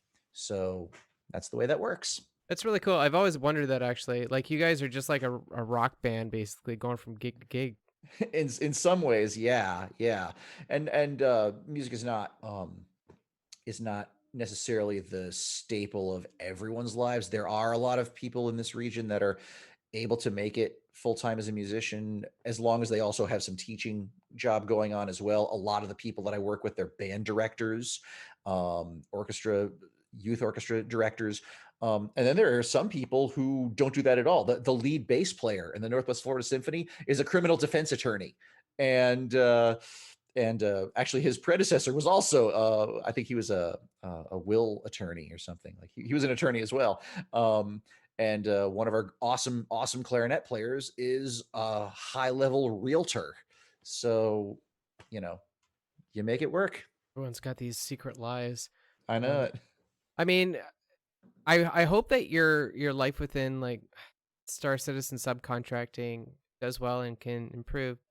Like, I've worked with Haskaha and Uther Riley in the past, and such talented people, and Oh yeah. they could have a living just in Star Citizen. They're so popular, and I Yeah. I hope for more of that because they're such talented people, and you and I we've seen a lot of this talent, and I want to flourish that talent almost. Yeah. I want good Yeah. things No. to happen from it. Yeah, absolutely. Absolutely. And it's inspiring. I mean, Yeah, we check each other's work out and we're inspired by it. And I there may even be some things of Utho's work going in my head when I was writing my techno stuff and and Cadence stuff too. I mean, we're all influenced by each other. There's no getting around that. you have outside of the Port Olisar soundtrack that you're involved in, or track that yeah, it's the soundtrack. The- Um, what's your favorite Pedro piece outside of that one? Oh man, and what's really cool is Pedro and I have talked about it. I've gotten inside his head a little Oh bit my, with please with elaborate. with well, just from a musical standpoint. Like for example, there's a very specific musical moment and an interval that he writes that to him represents his at the time newborn son. um and that was a long time ago. And yeah, that ta da tee dee, that was in the launcher music. That, if I remember correctly, that's it was inspired by his child Okay. being born. And yeah, and then the other thing is the Area 18 music. The Mm-hmm. yeah, Do that do do do. yeah, that, and also um the Hurston Dynamics music when you're in Lorville, when you first wake up and you hear that low Yes, rumbling yes. low B, and then you hear that really high tinny D coming in. It sounds like a glass harmonica being played. I love that. That is so cool.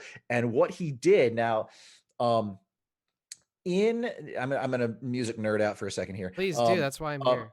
okay, in European countries, the note that we Americans, and I think in Canada, you also call this B natural, right?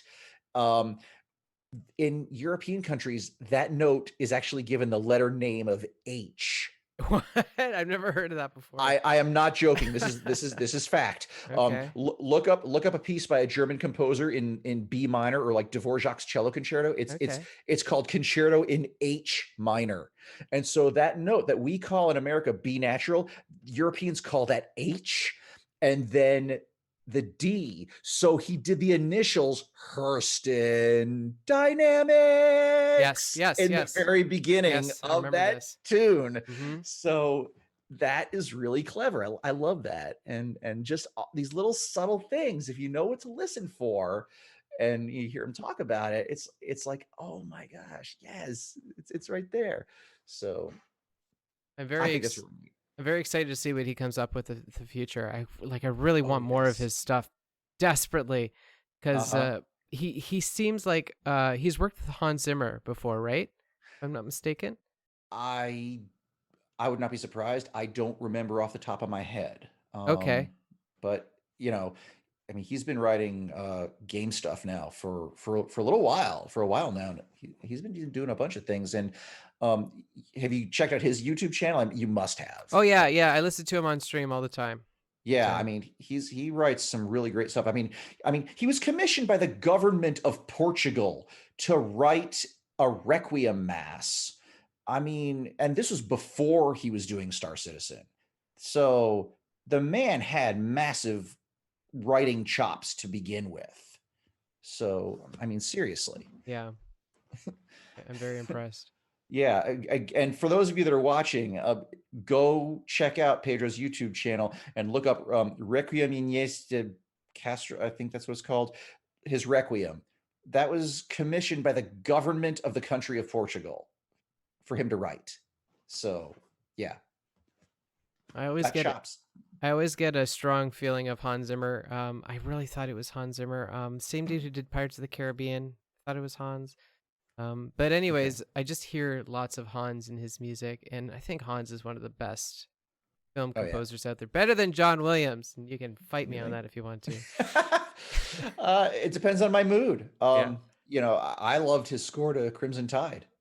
It was, Oh, that's like one of his best ones. yeah, Absolutely. I love that. I bought that soundtrack. Like I back in the day when I would buy cassettes, and I don't now. But yeah. That Crimson Tide soundtrack, that thing goes unnoticed because they use that for their football matches. I hear it on the NFL matches, and I'm like, Do they they? call it like Roll Tide or something, and I'm like, Uh-huh. that comes from Crimson Tide, like circa 1993 with Yeah. who is in it? Right. I can't remember now. Denzel Washington and Gene. Denzel Washington, yeah. Yeah. Yeah. But man, it was a good soundtrack. I remember it at the time too. I'll never forget the first time I heard that. Just so powerful, so Yeah. powerful, raw power. Well, and the reason why that movie was even called Crimson Tide, I mean, I'm sure you know. I mean, the football team of the University of Alabama is called the Crimson Tide, Oh, I didn't know that. and yeah, that's why. So that's why. Okay. Yeah. The football team at the University of Alabama is called the Crimson Tide, which is why they go Roll Tide, and the submarine, the ballistic missile submarine, was the USS Alabama. See. That's where that all comes together. And that's why when they went, and what do we say? Go Bama, and the whole crew goes Roll Tide. Okay. That's the football legacy there. One thing when I was talking with Dad Lando before, I had to mention, I'm a Canadian. I don't know anything about football. I don't know anything about the military. So Hmm. just Yeah. gotta be patient with me in that. Hey, fair enough. Yeah. My dad was a big military history buff, so I know a lot of that. I actually tried to serve, but I couldn't because my eyesight was so bad. I even won a band audition, but I failed the physical. I was declared 4F on account of my eyesight. I was too far gone. They actually had to measure my glasses, and then the petty officer that was there that was measuring my glasses, they said, "Can we see your glasses one more time? We got to triple check this to make absolutely sure that yup, I can't serve." So, oh well. Oh But well. but then I got the Pensacola Symphony gig not long after, so it all worked out. Yeah, I'd say a blessing and a curse. I mean, you've lived a heck of a life, and we're not over yet. We still have a bit to go, No. don't we? Yes, we do. Yeah. Yes, we do. I mean, you have to at least Crusader. You have to stick around for, and that's gonna I, be soon. hey, I intend to be there for when the TAL system, the furthest out system from the UEE, makes it into the game. But we all have big dreams. That's right. That's right. That's right. So we got. So you sent me some of your music here. How should we? Do you want to just kind of listen to that a little bit, or how would you like to manage that? How much time do we have left, by the way? Well, we're 12 minutes over. So do you gotta Okay. you gotta split? Well, it's based on your time. I mean, you're not already being overridden by someone, are you? Oh, Or nobody's yelling at me yet, so that's a good sign. okay, well that's No, good. no abusive messages. Well, okay. Why don't we do this? Let's get to the crux of this. I know Sure. you really like ring dust, but let's kind of remind everybody about how this whole thing with me got started Okay. and punch up the heroic flight. This was the piece that Wingman's Hangar made as their credits music. Okay. Um, And they only use the fanfare, but we let it play out for a little bit. It's 5 minutes long total. So I'm gonna play this to the Google Drive here. Oh no. Oh wait, is this gonna work? How does this work? Here we go. Oh. Okay. Start from the beginning, maybe. yeah, There we go. Fanfare.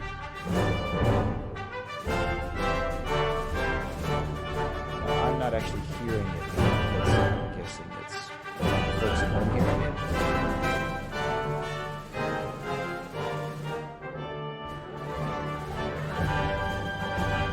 I really wish they had this in Star Citizen. There's been talk about possibly when the game gets more development, like the old days museum and the possibility of like a replica of the original set for Wingman's Hangar, and maybe they'll play that in the background or something. There was talk about it, but not from any of like the official CIG higher ups. I think it was like some fan mentioned it, and I think there was kind of a smile and a nod from someone at CIG, but I you know I'm not counting on that happening. But it'd be cool if it did. It's really like, in my opinion, it's one of those tracks that it was misused. Like I do appreciate Wingman's Hangar, but this part here, 26 seconds in, after the whole fanfare part ends, this is like we're off into space now. It's like this reminds me of the end of the title crawl in Star Wars in the beginning. You got that big fanfare, and then all of a sudden we're moving away from the credits now, and we're looking at the stars. You know, do do do do do do do.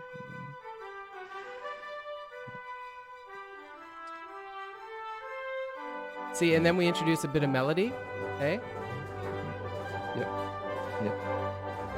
Flute, oboe, trumpet, and clarinet. Actually, all four of us. And then I've got a couple little oboe solos in between the trombone lines. It's almost like retro. It reminds me of like 1950s, 40s kind of army march. Oh, nice. Yeah, I can see that. Well, and inspired by flying music. In fact, yes, I'd say that the score that really influenced this piece, the more I think about it, was a movie from the 1980s starring Kirk Douglas called The Final Countdown. It was about the USS Nimitz going back in time to when Pearl Harbor was attacked and potentially maybe saving the United States in this fictitious alternate universe, but then they got sucked back through the time portal and didn't get to do it. I'd really love to just be a part of this process. I just have such a passion towards this music, and man, like I lack a skill, but boy, I have opinions. Well, you got to know what you like, and I think that's the problem. Is I listen to stuff and I'm like, geez, what would I actually want? Like if I had an ultimate theme for this stuff, well, I don't even know. I don't even know where to begin. There's just so many favorites. I'm gonna keep this going though. Sorry, I keep stopping because I'm listening and I'm thinking. Yeah, it's cool. More French horns here. Oh yeah, there's horns. And actually, there's a there's a little story about this. When I was writing this, I asked Wingman. I said, "Do you have a favorite instrument that you would like to have me write a long solo for?" And I think he didn't know what the heck to say, so he just wrote back, "The oboe." And I said, "Okay, this is going to be your fault." So I wrote a long solo for myself toward the end, but I would have given it to any instrument. I figured he would have said something like, oh, the trumpet or the violin or something, or the bassoon. But nope. I don't know if he was like dodging the bullet or something, or he thought he was. But no, he just said the oboe. And he answered it in a text with a question mark. And I'm just like, okay, if that's what you want. So I would have said harp. You know that? Like I am so in love with Justin Hurwitz's rendition of First Man. Are you familiar with that? Not so much, but I mean, I love harp. We've got some awesome harp virtuosi in my neck of the woods who are very, very difficult to schedule sometimes. I mean, you have to book them almost a year in advance Really? for your concerts. Yeah. And I saw a girl just walking the park a couple days ago. There was a girl just sitting in the park playing a harp, and I just wanted to sit there and listen. And Nice. If you haven't checked out the First Man movie, it's about Ryan Reynolds, I think, or not Ryan. Okay. Sorry, but it's about Neil Armstrong. It's a pop music or pop movie. Okay. And the music in there, it just gets you right to the soul, man. Like the harp. Nice. Just listen to that harp. It's crazy. Cool. Nice. I digress. Nah, it's remember, I'm spending a lot of time practicing and preparing to play Debussy and Brahms and Beethoven. But yeah. In fact, my very last concert, and I tweeted and Facebooked about this. We played Beethoven's Seventh Symphony, and I think it was an experience that it was a privilege to get to do. It was the best rendition of Beethoven's Seven I ever got to participate in, and it was so good. And that was the Northwest Florida Symphony. It was great. That's another thing I was curious about is like the when they play Ring Dust, how many times do they actually have to play it before they play it? Well, what you heard, that recording was the concert, the actual world premiere performance. Um, and when you rehearse a piece of music, if you're a professional, I mean, these are professional people that you're getting paid to play, you're not getting paid to mess up. So your job is to practice your part and have your part ready for, the first rehearsal in a perfect world. Now, in reality, a lot of people come in, sometimes they sight read on the first day, and then and the conductor works with what he's got or she's got and puts it together, and then says, okay, now we've had this rehearsal, everyone go home and practice and come back for the next rehearsal with it more polished. And that happens. And a symphony cycle in my area, it's 4 days. It's 4 services. It's 3 rehearsals and then the performance. Or sometimes it's 5 services. Like we'll have a Tuesday night and then a Friday double. So Friday afternoon, Friday evening, dress rehearsal on Saturday afternoon, and then the concert Saturday night. And that's it. Okay. Yeah, I'm fine. Just coughing. So for Ring Dust, what did it feel like when you were there and you're just like listening to them? Were you there for rehearsals? Like, what was it like just like being I'm part in of the that? orchestra. Oh, I'm Yeah. there. I'm playing in the orchestra for this. So yeah, I'm there. So yeah, it's an amazing experience to be in the center of all of this.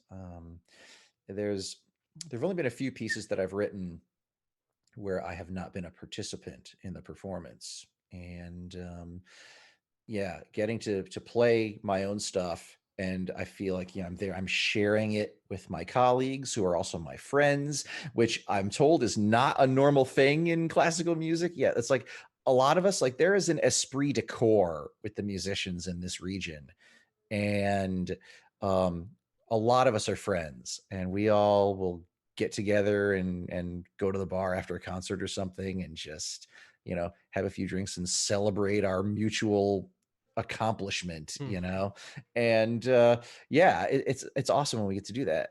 And so in my particular case, getting to play with these awesome players here, um it's like I'm sharing with them this thing that I created, and that I hope they like, because I'm writing with them in mind. So it's a thrill, it's a great experience. Can't really say much beyond that. Yeah, I can't imagine that. Okay, sorry, I'm just going back to Heroic Flight here. Yeah, I keep digressing. that's all right. Again, I cannot hear it Oh, where you you can't are. hear it? I can't hear it at all. That's okay. Don't change it. If as long as your viewers can hear it, Oh, that's fine. yeah, I mock you up. Let us know if you can hear it or not. I wish I had more knowledge about the construction of music, because I could describe to you if this is a bridge or like what part of the track we are at. 2 minutes and 50 seconds in. Okay. Well, I looking at my phone here, thinking I've got Twitch on my phone. I suppose I could just listen with a slight delay. Listen to your percussion. Like, you are so good with this percussion. It's got so much character. Thanks. Like, do you realize this? Do I realize? Yeah. This? Amazing. I love it. I write what I think sounds cool, what speaks to me, and if it's appreciated, I appreciate the appreciation. Really, thank you. Where do you find these drums? These are like those big Japanese drums. You know? Oh well, let's see. Heroic Flight is scored for timpani, and then kind of a traditional orchestra percussion section. Actually, it's scored for timpani, which is pretty standard, and those are the big kettle drums, and then crash cymbals and bass drum and snare drum. And that's actually it. There's not anything more advanced than that. But again, I kind of felt like that's all I needed. that's all that's required, and you're liking it, so I must have done something right.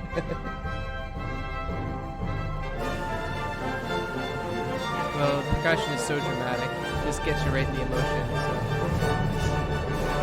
So it's like the fundamentals of humanity is through percussion.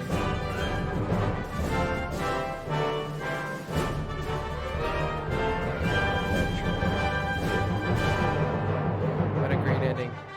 And you get that drum roll at the end too. Do do do do do do. You know? Yeah. Oh yeah. Wanted to do a big solo timpani solo moment at the end. Yep. Yeah.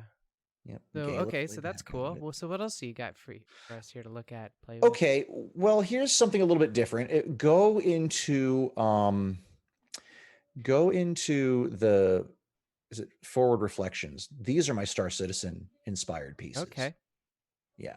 So the first one is called Nikki's Voyage. And that's the piece that I wrote for Batgirl for Star Citizen AA, and she still uses it. And it's a little bit different from the version she uses. She uses an all synth orchestra version. This one combines live playing from my symphony colleagues. When I did this album, I brought in some live musicians to play along with the digital orchestra. I just took the people I have involved in this are all colleagues and friends of mine. Dale Regal, trumpet, Stephanie Regal, his wife, on flute, and Richard Jernigan, our principal clarinet, myself on oboe and English horn, Jacqueline Adams, our principal horn, and Barb Gabriel, at the time, not anymore, she retired, principal cello player.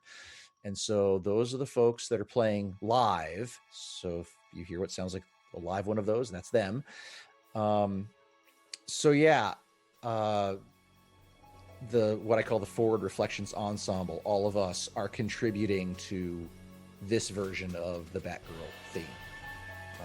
But the version that she uses on SCAA normally is not this. Sometimes she has used it for special episodes, but she didn't want to change up her title screen and ending screen, and I understand that. That's fine. And listen to your percussion again. You get these bells in the background. It's like there's steps. Do do do do do do. And Yeah, you get like cymbals as well. It's like cymbals is your texture almost in this music. Yeah, I do hit the crash cymbals quite a few times in some of these. When I listen to them now, sometimes I think I overdid it, but at the time I just wanted it to sound explosive. So like a big dramatic announcement.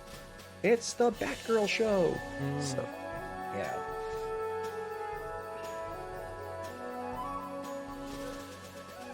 By the way, Twitch seems to be saying the broadcast is over. Is it? Are we still going? Oh, no. Okay. No, it's still going. Okay, I see it.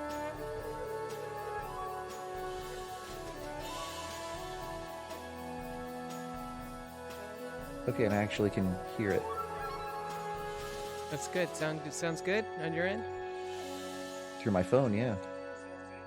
Yeah. Yeah, good. It's kind of funny hearing myself delayed. I said it, and now it's coming back through. It's the hardest thing. Drives me bananas for me. Listen to myself. So here we have, you know what I like about this track? I was listening to this one last night actually, is that the whole part you got these bells or whatever they're called. It's just, it goes to the whole thing. It's the Glockenspiel, that the official name. Sometimes they call it bells. It's orchestral bells. Yeah. You always come back to that though in this track. We go off on this little audio adventure, and then we'll come back to the Glockenspiel again.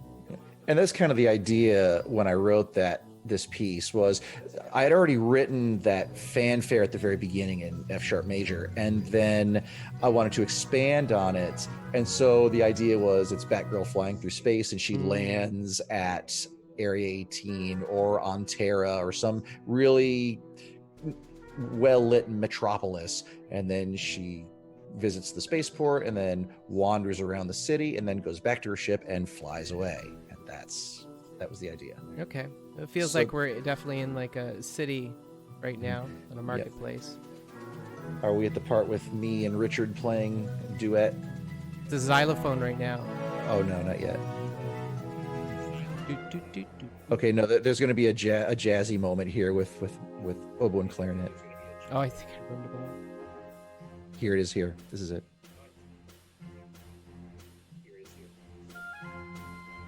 First me. Yep.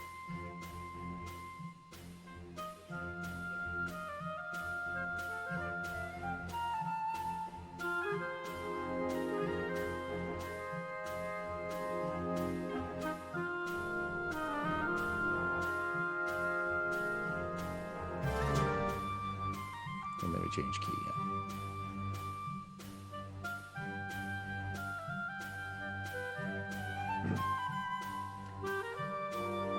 Is there a flute in there as well? Yep. Yeah. Stephanie's flute. Yeah. Got so much character to it.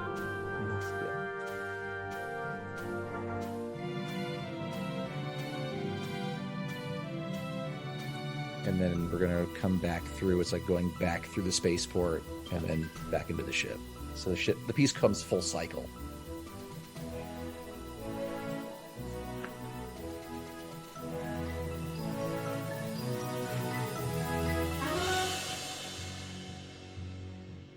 Like if you look at this waveform, and even it looks like a journey, you know?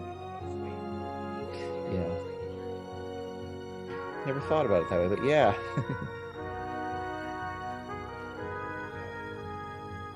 Now we go back to space.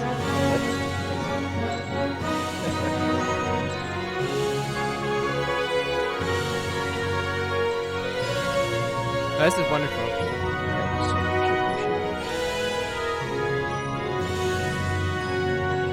Now, the other piece that we should definitely listen to from this set would be the next one, the Overture to the Movers. This was a piece that I wrote for Marcus and Sarzu, the Colonial Movers.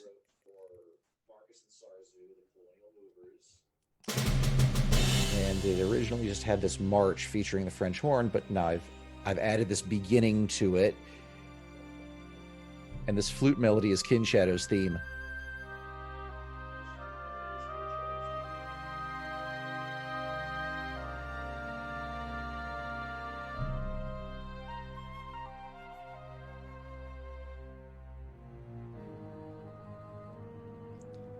So it's like menacing in the background on the trail of the Colonial Movers because they screwed up his delivering a bomb to Legante mission, and so he's coming after them.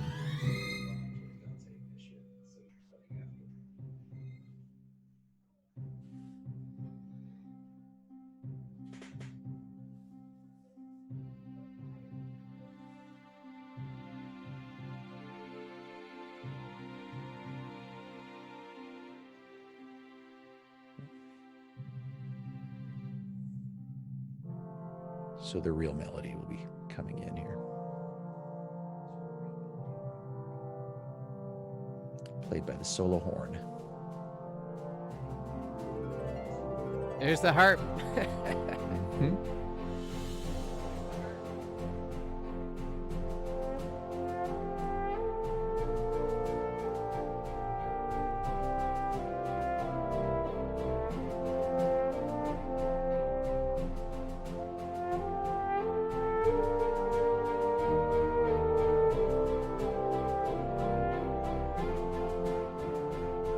Now the woodwinds.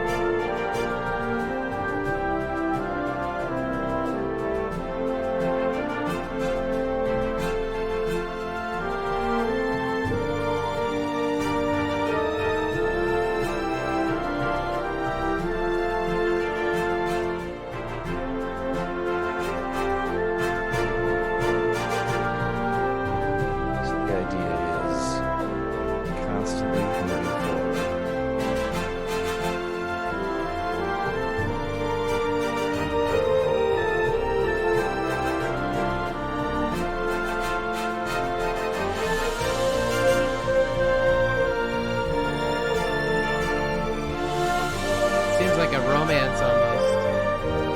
Oh, interesting. I hadn't thought about it that way. My thought was two brothers flying a cargo ship in space, moving stuff. Really, that was all I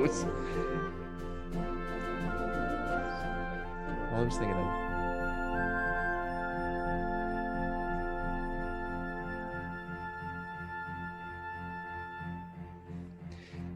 But hey, if you get a different sense from it, that's great. I mean, music touches us in so many different ways. Yeah, it does. So those are the tracks that deal with known members of the Star Citizen community, I would say. Now, if you want to hear the piece that is dedicated to Pedro, go to Majestic Vastness. Okay. This is the one that's very much derived from his launcher theme. I do a sort of a kind of a paraphrase of that famous da da da da da da da da da da da thing with the chords This. changing. Yep. Oh yeah, when I first heard this, I thought it was like a B-roll for Star Citizen. I kind of like this better.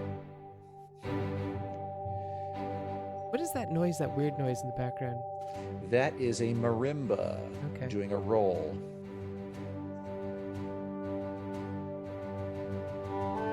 Here comes English horn.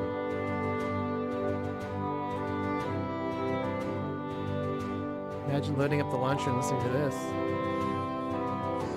I'd be thrilled.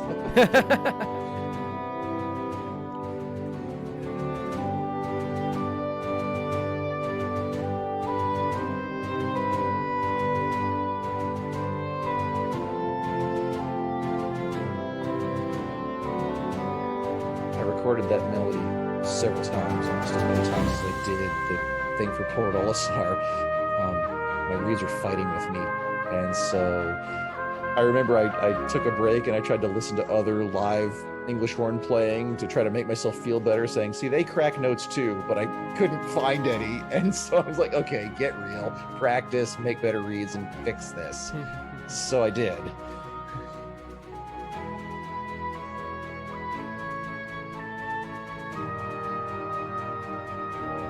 It's me playing with myself. Oboe and English horn together.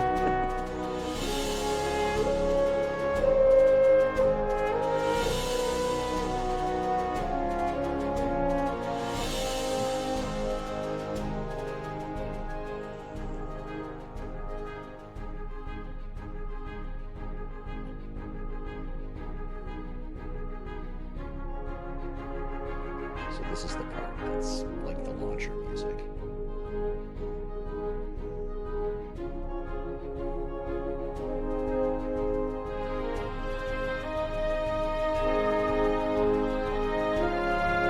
Church bell in there, it sounds like. Chimes.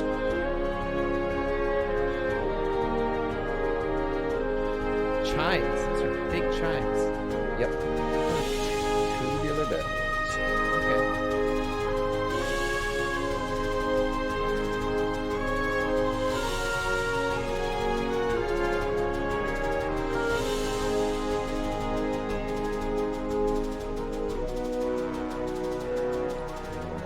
Solo.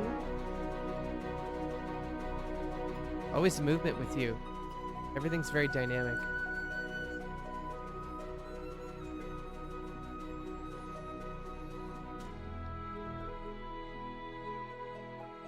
Off to the next scene, you know?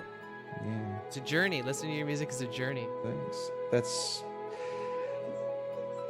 I do try to come up with the idea of a journey. I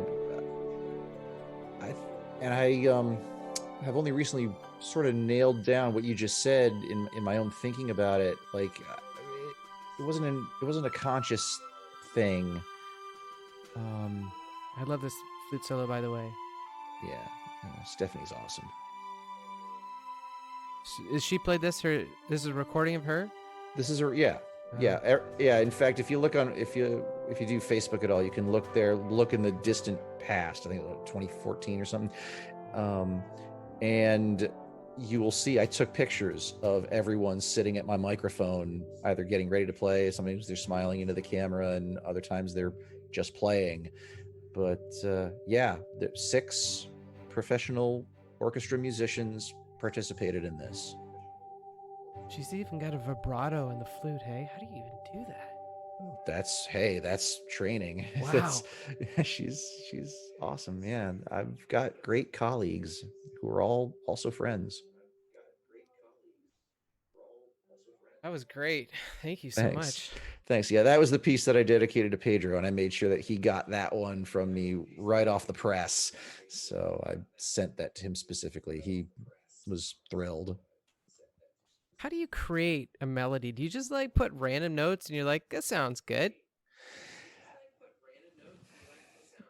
That's a tough question because sometimes yes, sometimes no. It's hang on a second. I'm gonna turn my phone off now. It's I'm sorry, the delay is driving me crazy. I understand. I 100% understand. But anyway, so coming up with a melody. Sometimes I'll just get an idea and I'll hum it a little bit and kind of develop it sort of naturally. Just let an idea evolve. Um, I don't know. It's hard to say. It almost. I don't know. I don't want to sound all metaphysical or something, but sometimes it just feels like the muse is working through me. It's weird. Like I get inspired, I get an idea, and it may not be perfect at first, but it's like I get a hook in my head, like an idea, and it's sometimes a small. It's usually a small idea, and then I write it down or I'm singing it to myself, and then that generates another hook. And so we add to it and we just let this thing grow. So I guess my music, it I don't it's not a math problem. Okay. It's something that develops organically. And sometimes you're inspired to come up with new ideas, and other times it's like banging your head against a wall. There have been pieces I've written, like the Heroic Flight. I wrote in 3 days. Wow. I wrote it in 3 days, the Wow. entire thing. And here's the funny part: I started writing the melody while sitting in the middle of an opera rehearsal. Hmm. We were rehearsing an opera called The Barber of Seville, and the oboe doesn't play that much in the first half of the opera. In fact, probably one of the most famous songs from that is the baritone Figaro, singing la da da da da da da da da la la. There's no oboe in that. So my friends in the flutes and clarinets, they're all playing, and I'm just sitting there bored, and I'm like, and I'm thinking, you got to write something for Wingman's Hangar. And I just took my notepad off the stand. I had it there with me, and I just started writing. And I just somehow, again, it was like the muse was talking to me, and I blocked everybody out and just started writing and had this, 12 measure long melody by the time it was time for me to start playing again. And then I played for a while, and then once again I was at a place in the opera where I didn't have to play for several songs. So I'm like, okay, now have a contrasting theme, something in the low strings and the bassoons to offset it and make it sound sinister. And so I started writing that, um, and then I just kind of sketched out accompaniment, and that was it. I took that home, this one page of sketches, sat down at my laptop that I was using at the time, and just totally went in the zone and was just writing and writing. It just flowed from me. It's almost like, again, like having a Roger Rabbit moment where your eyes are growing big, and I'm like, where is this coming from? I don't know, but keep writing. Um, and so there's that. And then there are times, um, actually in my oboe concerto, the second and third movements actually came very quickly, just as quickly as the Wingman's Hangar theme, as Heroic Flight. But the first movement, it took literally a year. Hmm. Wow. It like I had ideas, but it was like a whole bunch of beginnings. There was no development. There was no sections. I would put things together and like this is going to work, and then I play it for myself, and I'm like, that's unsatisfying. There's like it's like a bunch of jump cuts, and I just broke my neck several times in them. So what the heck? So now it's like, okay, you got these ideas, now just stretch, add measures in between them, and just put some stuff in there. And coming up with some of that transitional material in my oboe concerto, it was just like, it really was. It just drove me crazy for a while. And then you walk away, and then you come back a few days later, and you sit down and you listen again. You always listen to what you've written so far, and you're thinking, okay, does this need more, or am I satisfied with it? And it's like, I think this needs more. And now that I've walked away for a few days, I think I know what I can do. And then a hook shows up again. Mm. And it's like, okay, let's work with this. So that's kind of my process. Sometimes it's fast, sometimes it's slow. Writing the violin sonata took a while. I actually had this whole initial idea laid out, and my commissioner said that sounds really beautiful, but that's not what I was looking for. I need more raw emotions. So I was like, back to the drawing board, Yep. and now time to write in something completely different from what I'm used to. But it was a good exercise. I could still generate a hook and have that happen, and it be atonal sounding at first. There are some tonal, nice, pretty moments in it, but I felt like I was given an opportunity to try to create, more raw feelings of anger and frustration in what I write, and that was great. So, but it took a while to get there. I want to recommend you a piece of music, if Okay. you could. Yeah. I'm just curious to know your thoughts on it because it's something I really like a lot. It's Industry by Michael Gordon. You've heard of it before? It's Michael Gordon, I guess, is a friend of Johnny Greenwood, and these Michael Gordon is another guy who comes from like the rock scene, and then he Okay. joins the classical scene, and this is a 12-minute cello solo, and it's wild. So I just wanted to throw All right. that at you All and right. see I've what got my happens. phone on. I'm gonna listen. Sure. Well, we don't need to do that now. It's 12 minutes long, so Oh, okay. yeah, it's Can you homework. send me a link? I don't. I'm always open to listen to stuff. That sounds good. Yeah. Yeah. Okay. Well, we're at 2 hours and 17 minutes now, so I think that's a goodly amount of time. I agree. Man, I could keep going though. I'm not gonna lie. Um, you got SoundCloud. You're selling albums on Google Play as well, Yep, and iTunes Amazon or Prime, Amazon Prime. iTunes, yeah, all of the major streaming services have forward reflections. Um, and if you look at my Twitter bio, I even put in my Facebook too. If you can ask Alexa, play Matthew Fossa, and she will say shuffling music by Matthew Fossa, and there's forward reflections. So if you wanna, anybody out there listening, check out his Facebook, his SoundCloud, purchase some of his music. Um, any other icing on the cake Thanks. that we might have missed? Uh, Stand by for Technobo. Totally new idea. Yeah, yeah. It's like techno, but then the O is capitalized and oboe, OBOE at the end of it. Yeah. So it is a hybrid album, kind of like Forward Reflections, but with a lot more electronica sounding stuff. It's not all electronica. I think I've managed to intersperse a few nice orchestral instruments. I think you'll, if you love the way I handle percussion, I think you particularly, Segellion, will love it. Um, and because, yeah, I mean, techno dance floor music. I mean, I made a joke when I sent the preliminary work to some friends. I said, you know, turn on your black lights and snap a couple of glow sticks and get ready to hit the floor, at Cool. least in your living room. So Well, yeah. I very much look forward to that coming out, and it's great.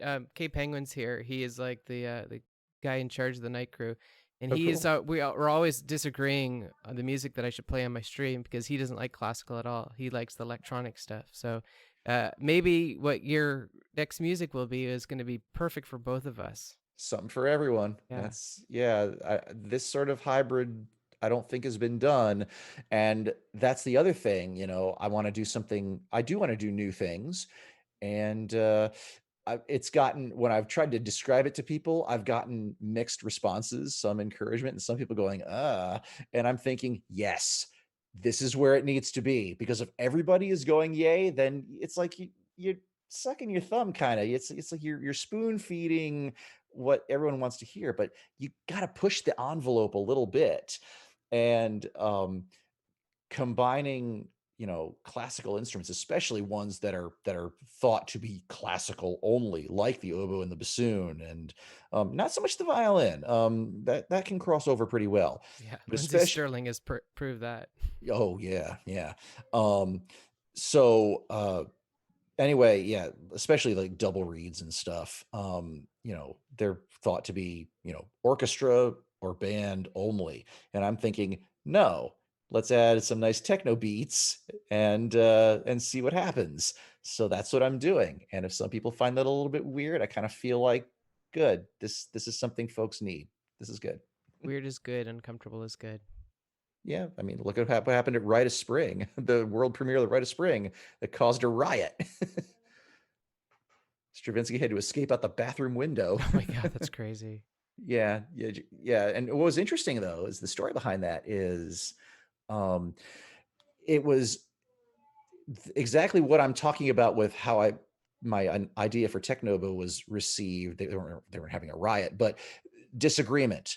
And what happened was there were people there that were watching the ballet and wanting to experience new art. And they were very interested in that. And then there were other people, more, quote, conservative types, and I don't, not politically speaking, but you know what I mean, more traditionalists who were listening to it and they didn't like it. And like there was a famous composer, Camille Saint-Saëns, who supposedly like just walked out after the first few notes because the high bassoon just sounded so crass to him. And and then people were starting to jeer at the performance, out loud. Meanwhile, other people that were wanting to listen were telling him to shut up. And then fights started breaking out. What? So, yeah, and all of a sudden it just swelled into this big riot, especially when the dancers showed up. Remember, this was 1913 and they were very Hmm. scantily clad because they were supposed to look like a bunch of tribal folk living in Russia pre modern civilization doing a human sacrifice. And so a lot of people couldn't handle that, and so people were fighting, get them off the stage, put clothes on them. And Stravinsky had to supposedly, as maybe urban legend goes, escape out a bathroom window to avoid the mob. That's wild. Hey, that's what I was saying before. Like, music can reach us at the fundamental level as being a human. It's Hmm. almost like ingrained in our DNA to a certain extent. It's like the beat of our heart is the percussion within the music. Like mind control, almost manipulation can direct our emotions in certain ways. That's true. That's true. Talking about the heartbeats, and all of a sudden, my first thought, my wife and I love Doctor Who, is like, and if you're a Gallifreyan, it's actually a pretty cool rhythm. Da da da dum, da da da dum, da da da dum. uh, Anyways, All right. Well, Mufasa, thank you so much for coming on this show. And thank you so much for having me. I really appreciate it. It's been a while since I've gotten to chat with a streamer about Star Citizen. It's great. yeah, well, it's a little Star Citizen as there is. And, stop by the stream sometime. And always listen to classical music, and we'll spin up some your music as well again in the future. So, Thank you so much. Will do. and thanks to all you guys watching today. Thank you, everyone. We'll see you next time. Ciao.